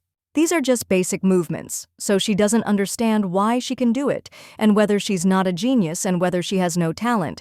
The knight commander at this time asks if he can show the correct position or not, and he immediately answers yes. At the same moment, the guy brings her closer to him, and when he puts his hand on her waist, the girl becomes a little embarrassed. But she understands that they are in class, so she must concentrate. The brunette at this time tells the lady to straighten her back a little and put her right hand as he shows. A little while later, he puts the lady in the perfect position and tells her to remember it. But the girl notices the scar on his arm and wonders if it hasn't received proper treatment. The guy replies that they can't waste the priest's holy power on such trivial wounds, and that it would be better for the lady to try swinging a sword. The girl does so, after which she rejoices and claims that he is much more stable than before. The guy says that this is true and this is the first time for a lady, and he is also very worthy. The girl realizes that she can do it too and says that it's all thanks to Captain Wrathben. The lady also asks if he can give her hand for a minute, after which she begins to heal his hand, and also claims that this is payment for a good lesson. The brunette then thanks the lady for her generous holy power. The main character replies that she feels secure because she has a good teacher and wants to try hard and quickly improve her skills. The brunette then claims that even if the saint learns to wield a sword, it will take a lot of time to learn how to inflict significant damage on the enemy. However, the saint has the dagger of the demonic beast, Caelus. The girl remembers this dagger and realizes that it is the only dagger on the continent. Made from the bones of the demonic beast Caelus, it has special skills, and the blow received by the owner of the dagger is returned to the enemy in the same form. This dagger was passed down from generation to generation of saints. Well, luckily she remembers it, or Eddie says that he means Caelus's dagger. Brilliant says that there is no need to study long balls with difficulty, because the Caelessa dagger is better suited for self-defense. And if the lady learns the method of possession without causing harm to herself, she will be able to use it soon. The main character replies that she is already looking forward to learning, but then she thinks where he is. After which he completely realizes that he doesn't remember, and the commander of the knights says that the lady should bring this dagger next time. At this time, the girl realizes that she has a problem, because at this time this dagger is not with her. A little while later, the girl walks in circles and thinks about this dagger, unlike other treasures guarded in the great temple. It is so important that the saints kept it with them, but the girl, after another night, she threw this dagger to one of her lovers. The man, after this bewilderment, turned to the saint and asked if she was really giving him this dagger, after which he asked if she could give him something else, but when he saw the girl's angry gaze, he claimed that he didn't understand anything. But then the guy saw the precious stone and, recognizing it, cried out that he had heard that this dagger was special, and it could not be that the saint gave him an antique dagger. The woman said that if he didn't like it, he should just throw it away, but he replied that he didn't, and that it was on Arble Street. Even old daggers could fetch a certain price, so he thanked the lady. The main character thinks how crazy this woman is, and also what she should do when she gave away the temple treasure like that, throwing around precious stones and gold coins. The lady also thinks about how she should tell the commander that the dagger was there and has now disappeared, and also understands that this is not what to do. While the girl understands that she saw Arble Street in the original story, it is a small street away from the Great Temple, the dark side of the city where stolen and contraband goods are traded. The main character now sighs and wonders if the dagger is still in that place. But all that remains is to go and see for yourself, after which the lady approaches one of the passages and understands that she will be able to reach the side gates leading out into the surrounding area. The girl wanted to start using her power, but at that very moment someone turned to the saint, and he wondered if she would start doing her afternoon chores. People understand that she must take action before the next lesson. A little while later, the girl sits gloomily at her desk and realizes that careful preparation is needed. First of all, you need to make sure that there are no problems when she leaves the room for a while. But first, some matters must be settled. A short time later, one of the priests brings himself to the list of candidates for the high priesthood who have arrived at the great temple up to this day. The main character, looking at these lists, thinks why Carl hasn't arrived yet and won't he be late. The lady also says that they should find out the current location of the priest and asks that a meeting to select candidates be scheduled for the time when everyone arrives. After which the lady also remembers the crown prince and understands that it will be difficult if he suddenly comes while she is away, so it is necessary to decide on the date in advance. He turns to one of the priests and tells him to prepare a letter to send to the crown prince. Well, then the priest replies that the crown prince is not in the great temple at the moment. However, he heard that he left in a hurry, and the main characters wonder if he is suddenly returning back to the Empire. Well, then the main character understands that perhaps he could change his mind, and she shouldn't worry about it. The girl understands that he seemed to be planning to stay here forever. A little while later, the priests say that the saint has worked well today, and the main character also thanks them for their work. Ivelina claims that tomorrow she plans to pray to God alone in her room, because it will be difficult if the prayer is interrupted in the middle, and she asks that no one enter her room, to which you agree. The next day, the girl is already getting ready to go and understands that she can go look for the dagger. A little while later, the lady comes to one of the doors and, opening it, sees a lot of people. The girl understands that there are a lot of people there, and fortunately no one pays attention to her. As soon as she goes through that door, she will find herself outside the great temple, and therefore she needs to go quickly. Well, then the lady should think about whether she should go back after she gets out, because that way she won't have to worry about being burned at the stake anymore, and she will be free. But at that very moment, the lady hears someone scream and tells that person to wait. People immediately start whispering that these are the knights of the temple, and one of them is Commander Wrathben. The man starts to approach the lady, and she thinks what to do and what excuse to come up with. At that moment, the commander of the knights grabs this man by the hand and tells him to give this thing to him. The main character understands that he was not following her, but the man asks the knight why he is doing this, because it is his book. When the guy unties the book, the man screams, asking him to give it back. But inside, the knight's commander discovers the temple Bible and wonders if he really dared to take something from the sacred temple. But this is robbery, after which he says that this man should be taken away, to which the other knight agrees. When Wrathben turns to where the lady top is leaving, he realizes that the view from behind looks very familiar. But at the same moment, another knight cries out as if to the captain and claims that they have caught the accomplice. The man says that this is how it is and suggests sending him to the knights immediately. When the guy turns back, he no longer sees the lady, and the other knight wonders if the commander is looking for someone, to which he replies that he is not, and turning around he realizes that the saint cannot be there. A little while later, the main character is already in the city, but when she asks passers-by about this street, they all say that they don't know about it. A little while later, the girl sits down on a bench and realizes that she heard about people going to this street, but no one knows about it, and she doesn't even understand what to do. Well, at that very moment, the lady hears one of the men say that the guy has been on top lately and she envies him. Another one also looks at the guy next to the lady and says that they will see how long this continues to see. This guy's attitude is so obvious that he will quickly get boring, and isn't that so?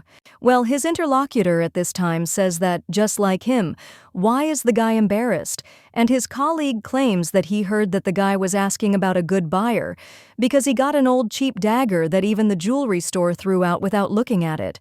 The main character at this time understands that this man is the one to whom the saint gave the dagger, and his friend at this time laughs and claims that he has a lot of fun every time he thinks about it.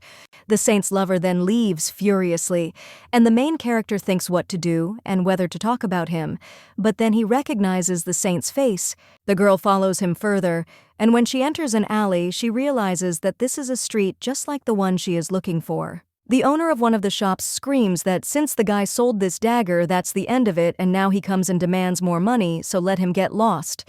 At this time, he screams that damn this damned miser, and next time, when he stumbles upon a good product, he will never sell it to him. Well, the trader screams, calling the guy a scoundrel, and tells him to try to come again. At this time, the main character sees the blade and understands that it is there, after which she turns to the merchant and asks for forgiveness. At this time, the man wonders what the young lady is doing there and who told her about this place. The girl replies that she is there to buy a dagger and asks how much it costs.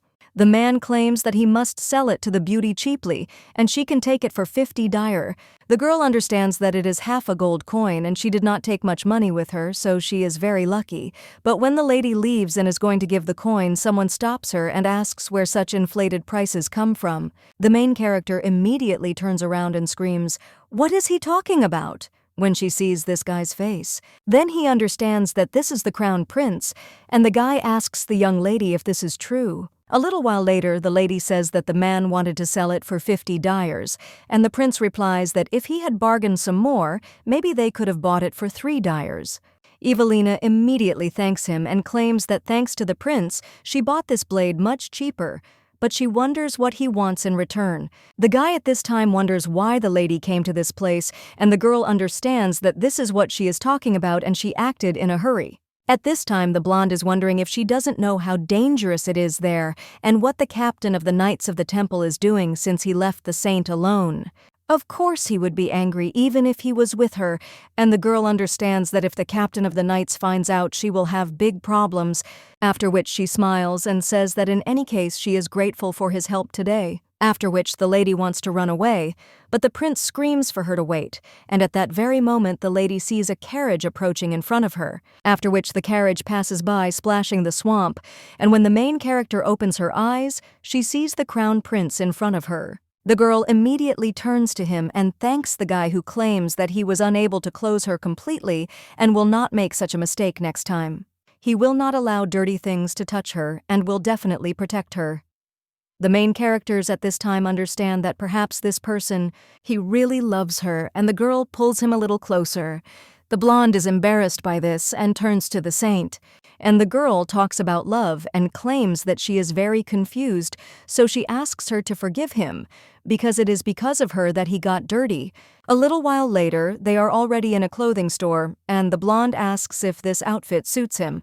The main character asks if there were clothing stores on the other side, and if he really knows this street well. The guy replies that only a little, and about the address. Then he wants to ask the lady to call him simply Leyon. The heroine wants to object, but the guy approaches her and asks if she is going to reveal his identity there. The girl then understands what he is talking about and says that then he should also call her by her name. Well, the guy asks if her name isn't the only one on the entire continent, and the lady replies that it's true and also understands that when a saint appears, people with the same name as the saint are obliged to change their name. Then the lady tells him to call her simply Lena, and the guy agrees, after which he calls her that a little embarrassedly. The main character understands that he does not call her Saint Ivelina, but by her real name. Then the blonde asks if Lena wants to explore the city because he thinks, which can be her guide. The girl immediately agrees and claims that it sounds great, and as they head further, the lady points to a gutter. You ask what it is for. The guys answer that it is intended for collecting rainwater. And usually they build this in houses without running water. The girl then points to some other buildings, and the guy replies that this is a hotel and they are so brightly decorated to stand out. This is a feature of cities with a lot of tourists. After which the guy also asks if the saint is hungry because there are several good snack options there, and he asks if the lady wants to try. The girl claims that everything looks very tasty there, but says that it is difficult for her to choose what to try. Meanwhile, the blonde guy brings all the possible snacks and the girl thanks him but claims that she doesn't think she can eat it all. The crown prince tells the lady to eat only what she wants, and then the main character tries one of the snacks and thinks how delicious it is. The guy watches her with a smile on his face, and a little while later, the lady asks what to do since she is so full.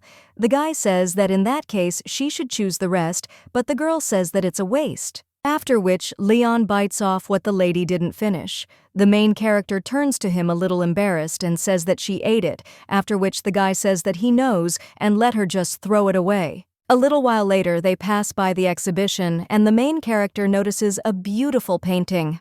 The blonde claims that she seems to like it very much, and the girl replies that she sees these landscapes for the first time, after which she wonders if these are real places. The guy says sure, then points to one of the paintings and claims that it's Hebelman Forest. It's a mysterious place where no matter where she goes, she ends up in one place. Then he points to another painting and claims that it's the Plateau of the Wolf King. Although there are no wolves there, but this place was named so because when the wind blows it sounds like a wolf howl, after which he shows another place, but the main character remembers how she sat in the hospital looking at the phone. It showed various places. The girl looking at them understood that she would like to go there, and now she tells the prince that she would like to go there, after which the blonde asks Lena, how about going together sometime? The girl is surprised by this, and then turns to Leon, and he wonders if she can go with him. The guy smiles at this time and then points to another picture and claims that it depicts a snowfield located in the northern part, and it is even cold there because he went there with the soldiers. The lady at this time is still thinking about what it means to go together, because while she is a saint in the great temple, this is impossible. A little while later, the guy brings the lady out of her thoughts and once again addresses her by name, and also wonders if she is coming back. The girl understands that if she were honest with Leyon now, she would ask him if he would help her escape.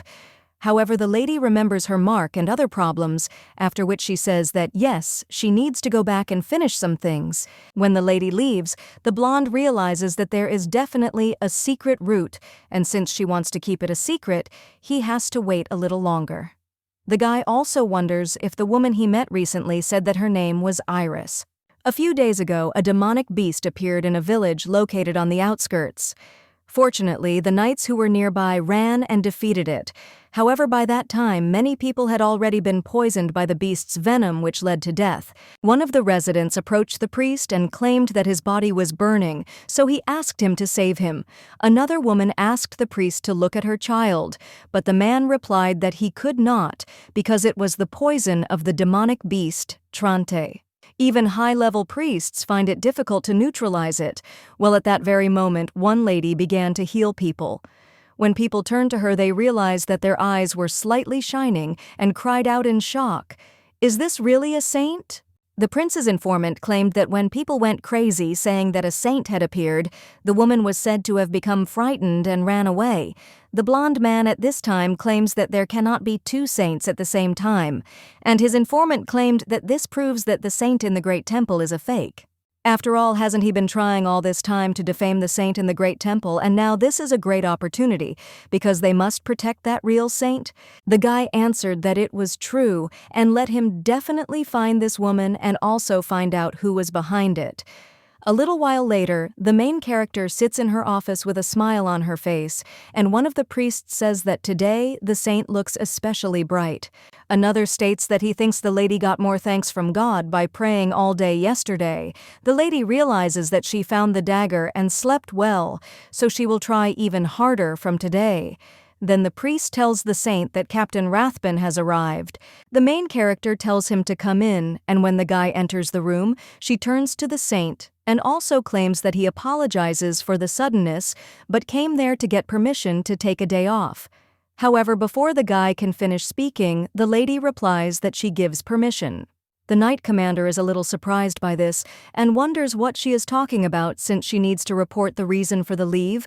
Ivelina claims that she is faithful, after which she asks what business he is leaving for Wrathben, claims that according to the report of the knights accompanying the priest Karl, on the way, his health suddenly deteriorated and they conveyed that now it is difficult for them to move around, so the guy asks if he can go to meet them with high-ranking priests for his treatment. The girl thinks whether this man's health has deteriorated and then says, which is understandable, and asks him to return safe and sound. When the guy leaves the room, he thinks that this is the first time and he cannot believe that the lady allowed him to leave so easily. When he passes by several priests, one of them asks what kind of cape it is, and when did the lady wear something like that? Her colleague asks if she is talking about a saint, and who knows, she probably went out for a walk in it. When the brunette turns around and looks at the basket, he sees a cape there identical to the one he saw that day. He immediately approaches the priests and asks if these clothes are really holy, to which one of the priests replies that yes, these are the saint's washed clothes and did something really happen. The brunette understands that the view from behind really belonged to the saint, after which the guy turns around. Well, he thinks why the lady didn't tell the knights and how she could take such a risk and also leave the Great Temple alone, so the brunette decides to ask her directly. However, when he approaches the lady's office, he sees the crown prince there and thinks why he is there. When the blonde enters the office, he immediately addresses the lady as Lena, and the knight commanders wonder if he really calls her that, and the main character comes out to the prince and simply calls him Leyon. The girl says that he is just in time, after which the two enter the office, leaving the knight captain completely bewildered. A little while later, someone in his dressed guy from Thoughts and asks if he is okay because he does not look very well. The brunette notes that everything is fine, but understands that the crown prince was then away. So he wonders if they were together outside the Great Temple. The guy is silent for a while after that and then thanks the knights for their hard work in serving priest Karl until now.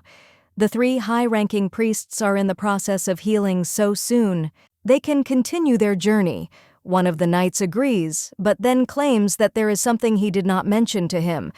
After all, at the moment when the priest fell, what happened was that the outpost, after all, the condition of the priest, Carl then was similar to symptoms of possession by magical power. Demonic beast. The brunette asks if they are talking about the demonic beast, but at that moment one of the priests leaves the room and tells the captain that the treatment is complete. The man thanks them for their efforts and a little while later goes to see the priest. Carl, with a smile on his face, says that this is his old friend Wrathben, but how much time has passed? The guy with a smile on his face turns to the priest and says that they haven't seen each other for a long time. The man asks if he has chewed well all this time, to which the commander of the knights replies that of course, and also says that the priest Carl would probably have a hard time in a remote area. The man smiles in response and claims that someone had to do it. The guy understands that the priest Carl, who was always kind to everyone respected him and followed him, except for one person, but now in front of us he asks how the priest feels because he heard that the reason for his loss of consciousness is unknown, to which the man replies that he initially had poor health, but this happened for the first time. Anyway, everything is fine now, and it's all thanks to the efforts of the captain and the priests.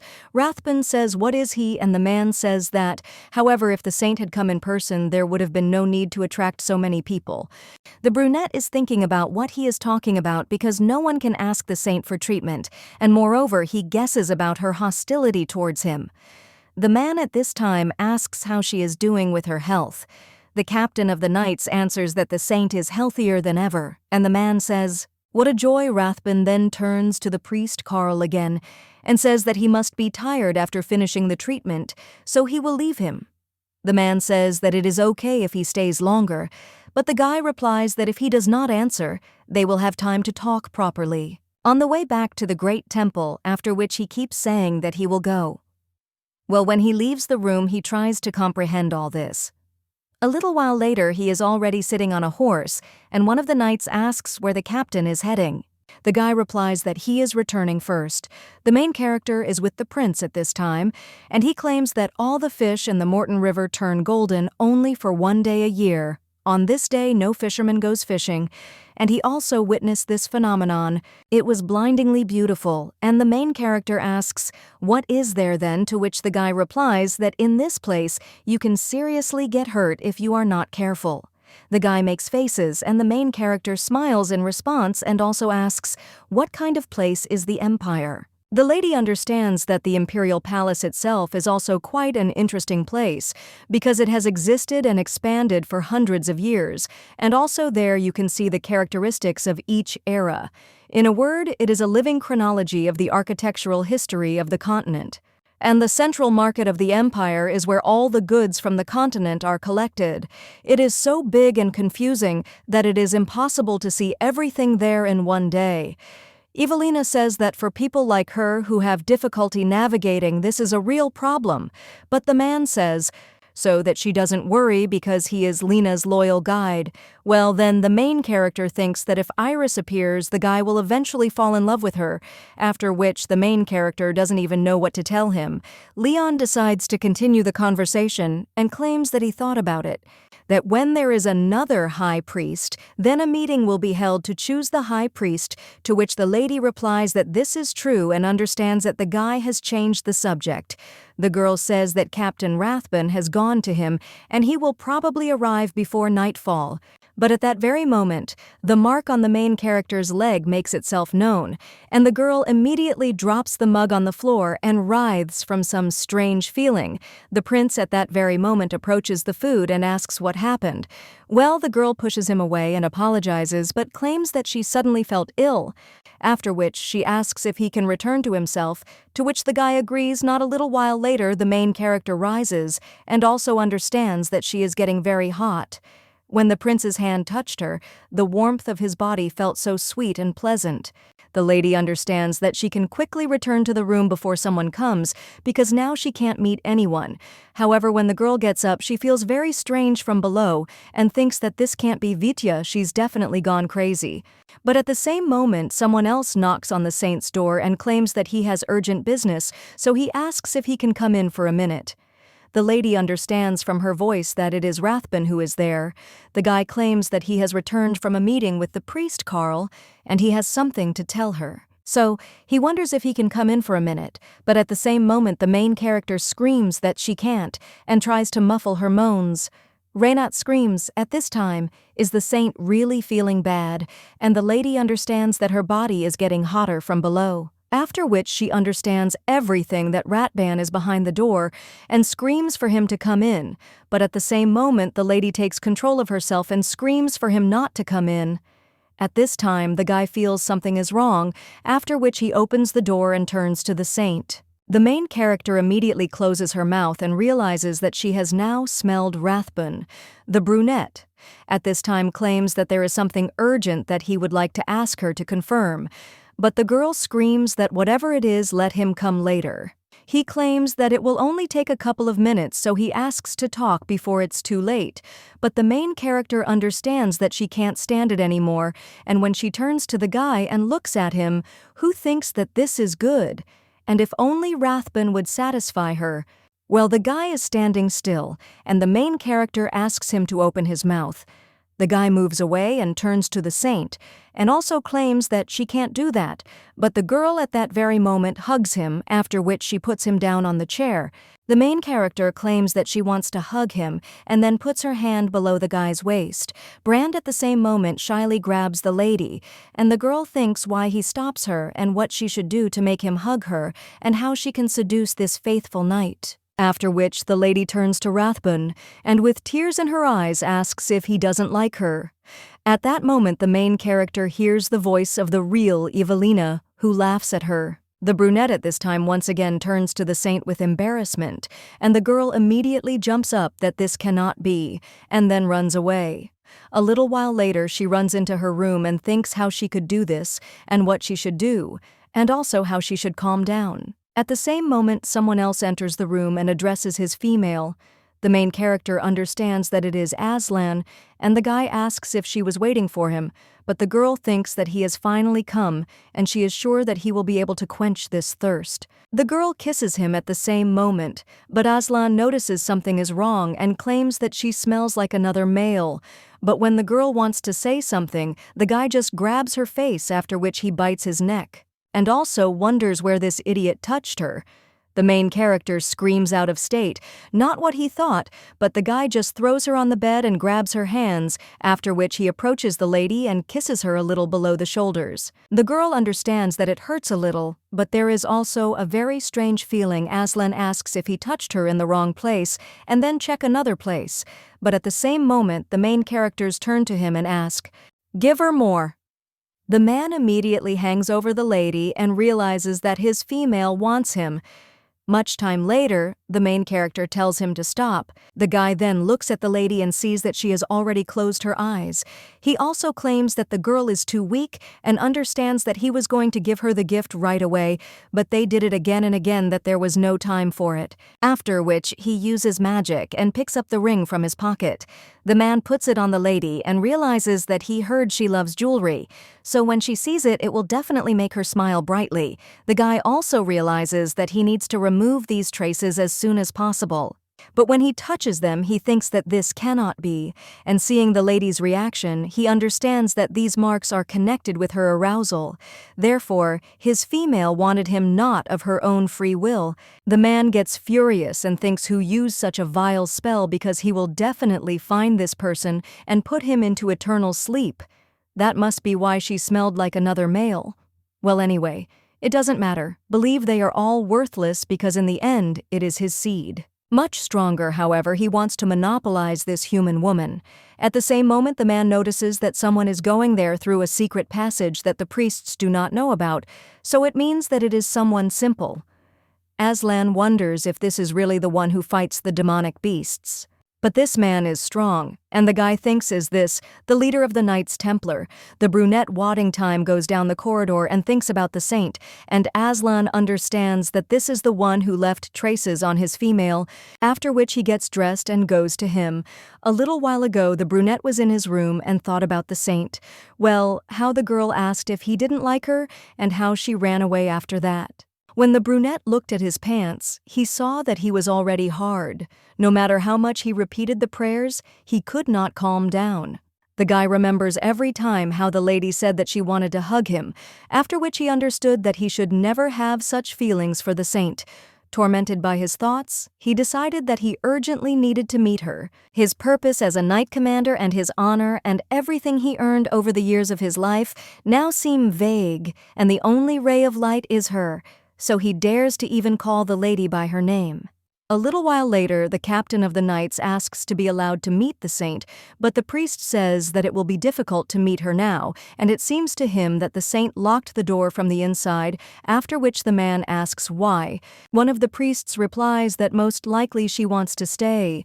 However, as before, a little while later, the captain of the knights was already heading for the Jaw secret passage and was thinking what he was doing because he should not secretly visit the saint, and it is better to go back before it is too late. Well, at that very moment he felt the magic and wondered where it was coming from and whether it was from the holy room. No problem. The brunette ran into that room, and when he passed through the door, an attack immediately flew at him, but the guy fought it off with his sword. The brunette immediately asked who this guy was and how he got inside the great temple, but he only greeted the hunting dog of the great temple and said that it would be better to say the one who dared to desire the lips of his own mistress. After which, the man with red hair went to the main character, and taking her in his arms, asked if he should just take her. The knight commander at the same moment asked how this man dared to touch the saint with his hands. Well, his interlocutor claimed that to his knowledge he is Aslan, and now the guy will at least know who finished him off. But the brunette screams for him to close his mouth. After which these two cross their powers, but at the same moment they hear someone crying, and when they look at the main character they understand that it is she. A little while later, someone turns to Mr. Carl and says that this is the same priest, so they are glad that he has returned. The man thanks them all, after which he looks at the temple with satisfaction and claims that he is also glad to be back again. The main character at this time understands that she is again in this place, but Ivelina and the girl do not understand why she was there again. The lady looks at her foot and realizes that the reason she lost her mind is because of these marks. The lady also remembers Aslan saying that the first condition was that he erase these marks, but something like that takes a lot of time. If she is not capable of something like that, then why did she make this deal? The girl also thinks what happened in the end, and these fragments of memories are all she has, so the lady thinks if she knew a little more. At that moment the girl notices something in the air, and when she touches it, memories immediately pop up. There the high priest addressed little Ivelina and claimed that she told her one thing, and the girl found out about everything, so she is simply amazing. The main character understands that these are the memories of the owner of this body. And then the lady noticed how Carl came. She also claimed that she had dealt with everything, and the man said that she was a smart saint because she was definitely the most beloved by God. Ivelina understands that she sees this memory for the first time. And is this really the same one that Ivelina hid from her? It is a good memory of where everyone loved her, so the lady thinks why she is hiding it and understands that this is not enough, so she asks for memories.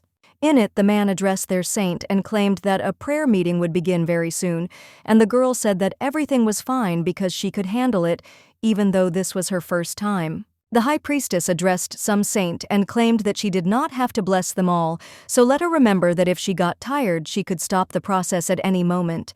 But the girl screamed that no, and she would cope, because Carl said that she was a person beloved by God and that she should share her power with those who need her help, so she would try her best and help these people and also not disappoint them. The main character understands that this is not it, because these memories are too emotional, and she needs to see the worst memories that Ivelina wanted to hide. After which the lady sees how the girl was sitting on her bed and saw how the mark appeared, after which she thought what to do, because the power that God gave her begins to disappear little by little. At this time, someone else was watching her from behind the doors. Well, at that very moment, someone grabs the lady and it turns out to be the real Ivelina. The woman screams how sorry she was and how dare she look at her memories, showing that she is not finished yet, and she can have a little more. After which she touches another memory, and there it is clear that now the forces are again running out. after which people at all while plunge themselves into eternal sleep and ask to just let him do it. The girl thought why her soul is reborn again. Well, someone destroys these memories and the real Ivelina screams. Did she really think that anyone could come there and steal her memories of girls without a murmur, asking what's wrong with that, if she sees them, and why is she hiding them? Ivelina screams again that stealing other people's memories is a lot, but Letty is interested in whether she herself did not bring Aslan to erase her traces, and she will erase them for her and does whatever Letty wants. Well, at that very moment, Ivelina begins to laugh loudly, after which he asks how boundless the girl's impudence is since she says that she will do what she wants so much, and yet she shouldn't have visited her, and she should have held out to the last. The woman also throws the lady and tells her to come back. She still has something she can use, and at the same moment the girl opens her eyes, and the captain of the knights and the king of the magicians are wondering if she has come to herself. The main idea is that anything is a lot to lose consciousness. Wrathben immediately turns to the saint and Aslan turns to her as a female. Wrathben immediately asks what he is talking about and says that if the saint only orders and he will immediately chop off this bastard's head. But the man asks if the ignorant hunting dog really started letting people in and desired his mistress. The girl immediately tells these two to calm down. Well, the man with red hair says that the lady should allow him to explain to her and this creature a very important thing, because the reason why she is so drawn to the boy is not because she wants it of her own free will, but in fact this feeling is caused by complex witchcraft.